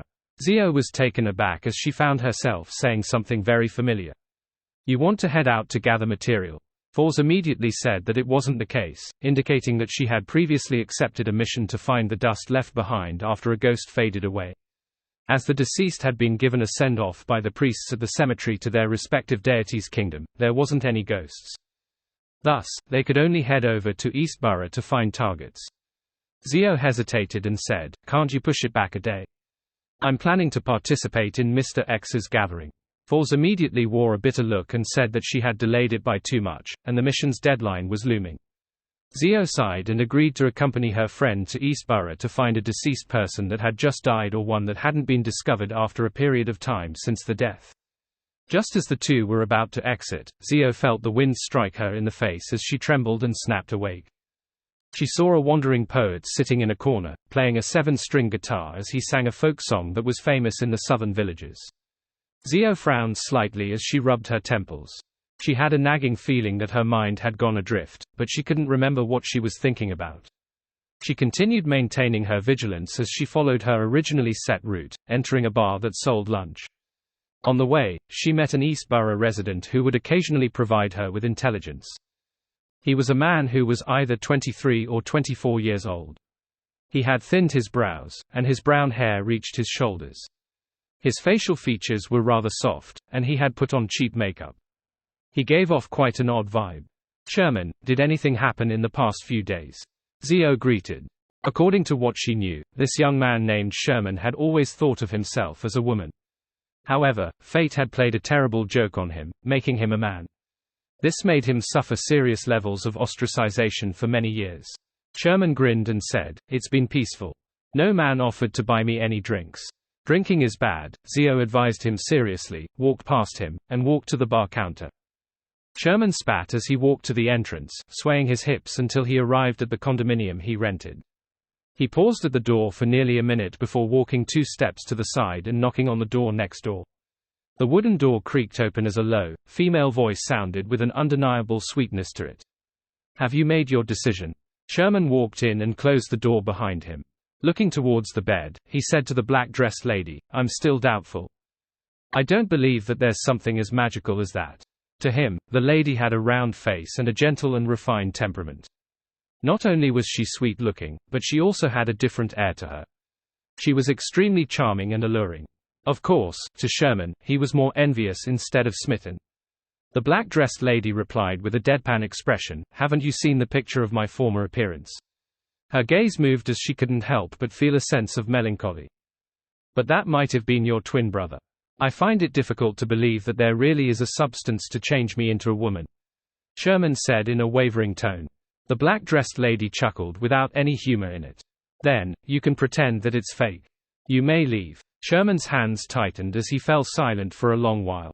"I'm willing to give it a try. Although I know that you might be bluffing me, I still wish to give it a try." "Then, what should be the price I need to pay? Listen to my instructions, and help me do certain tasks.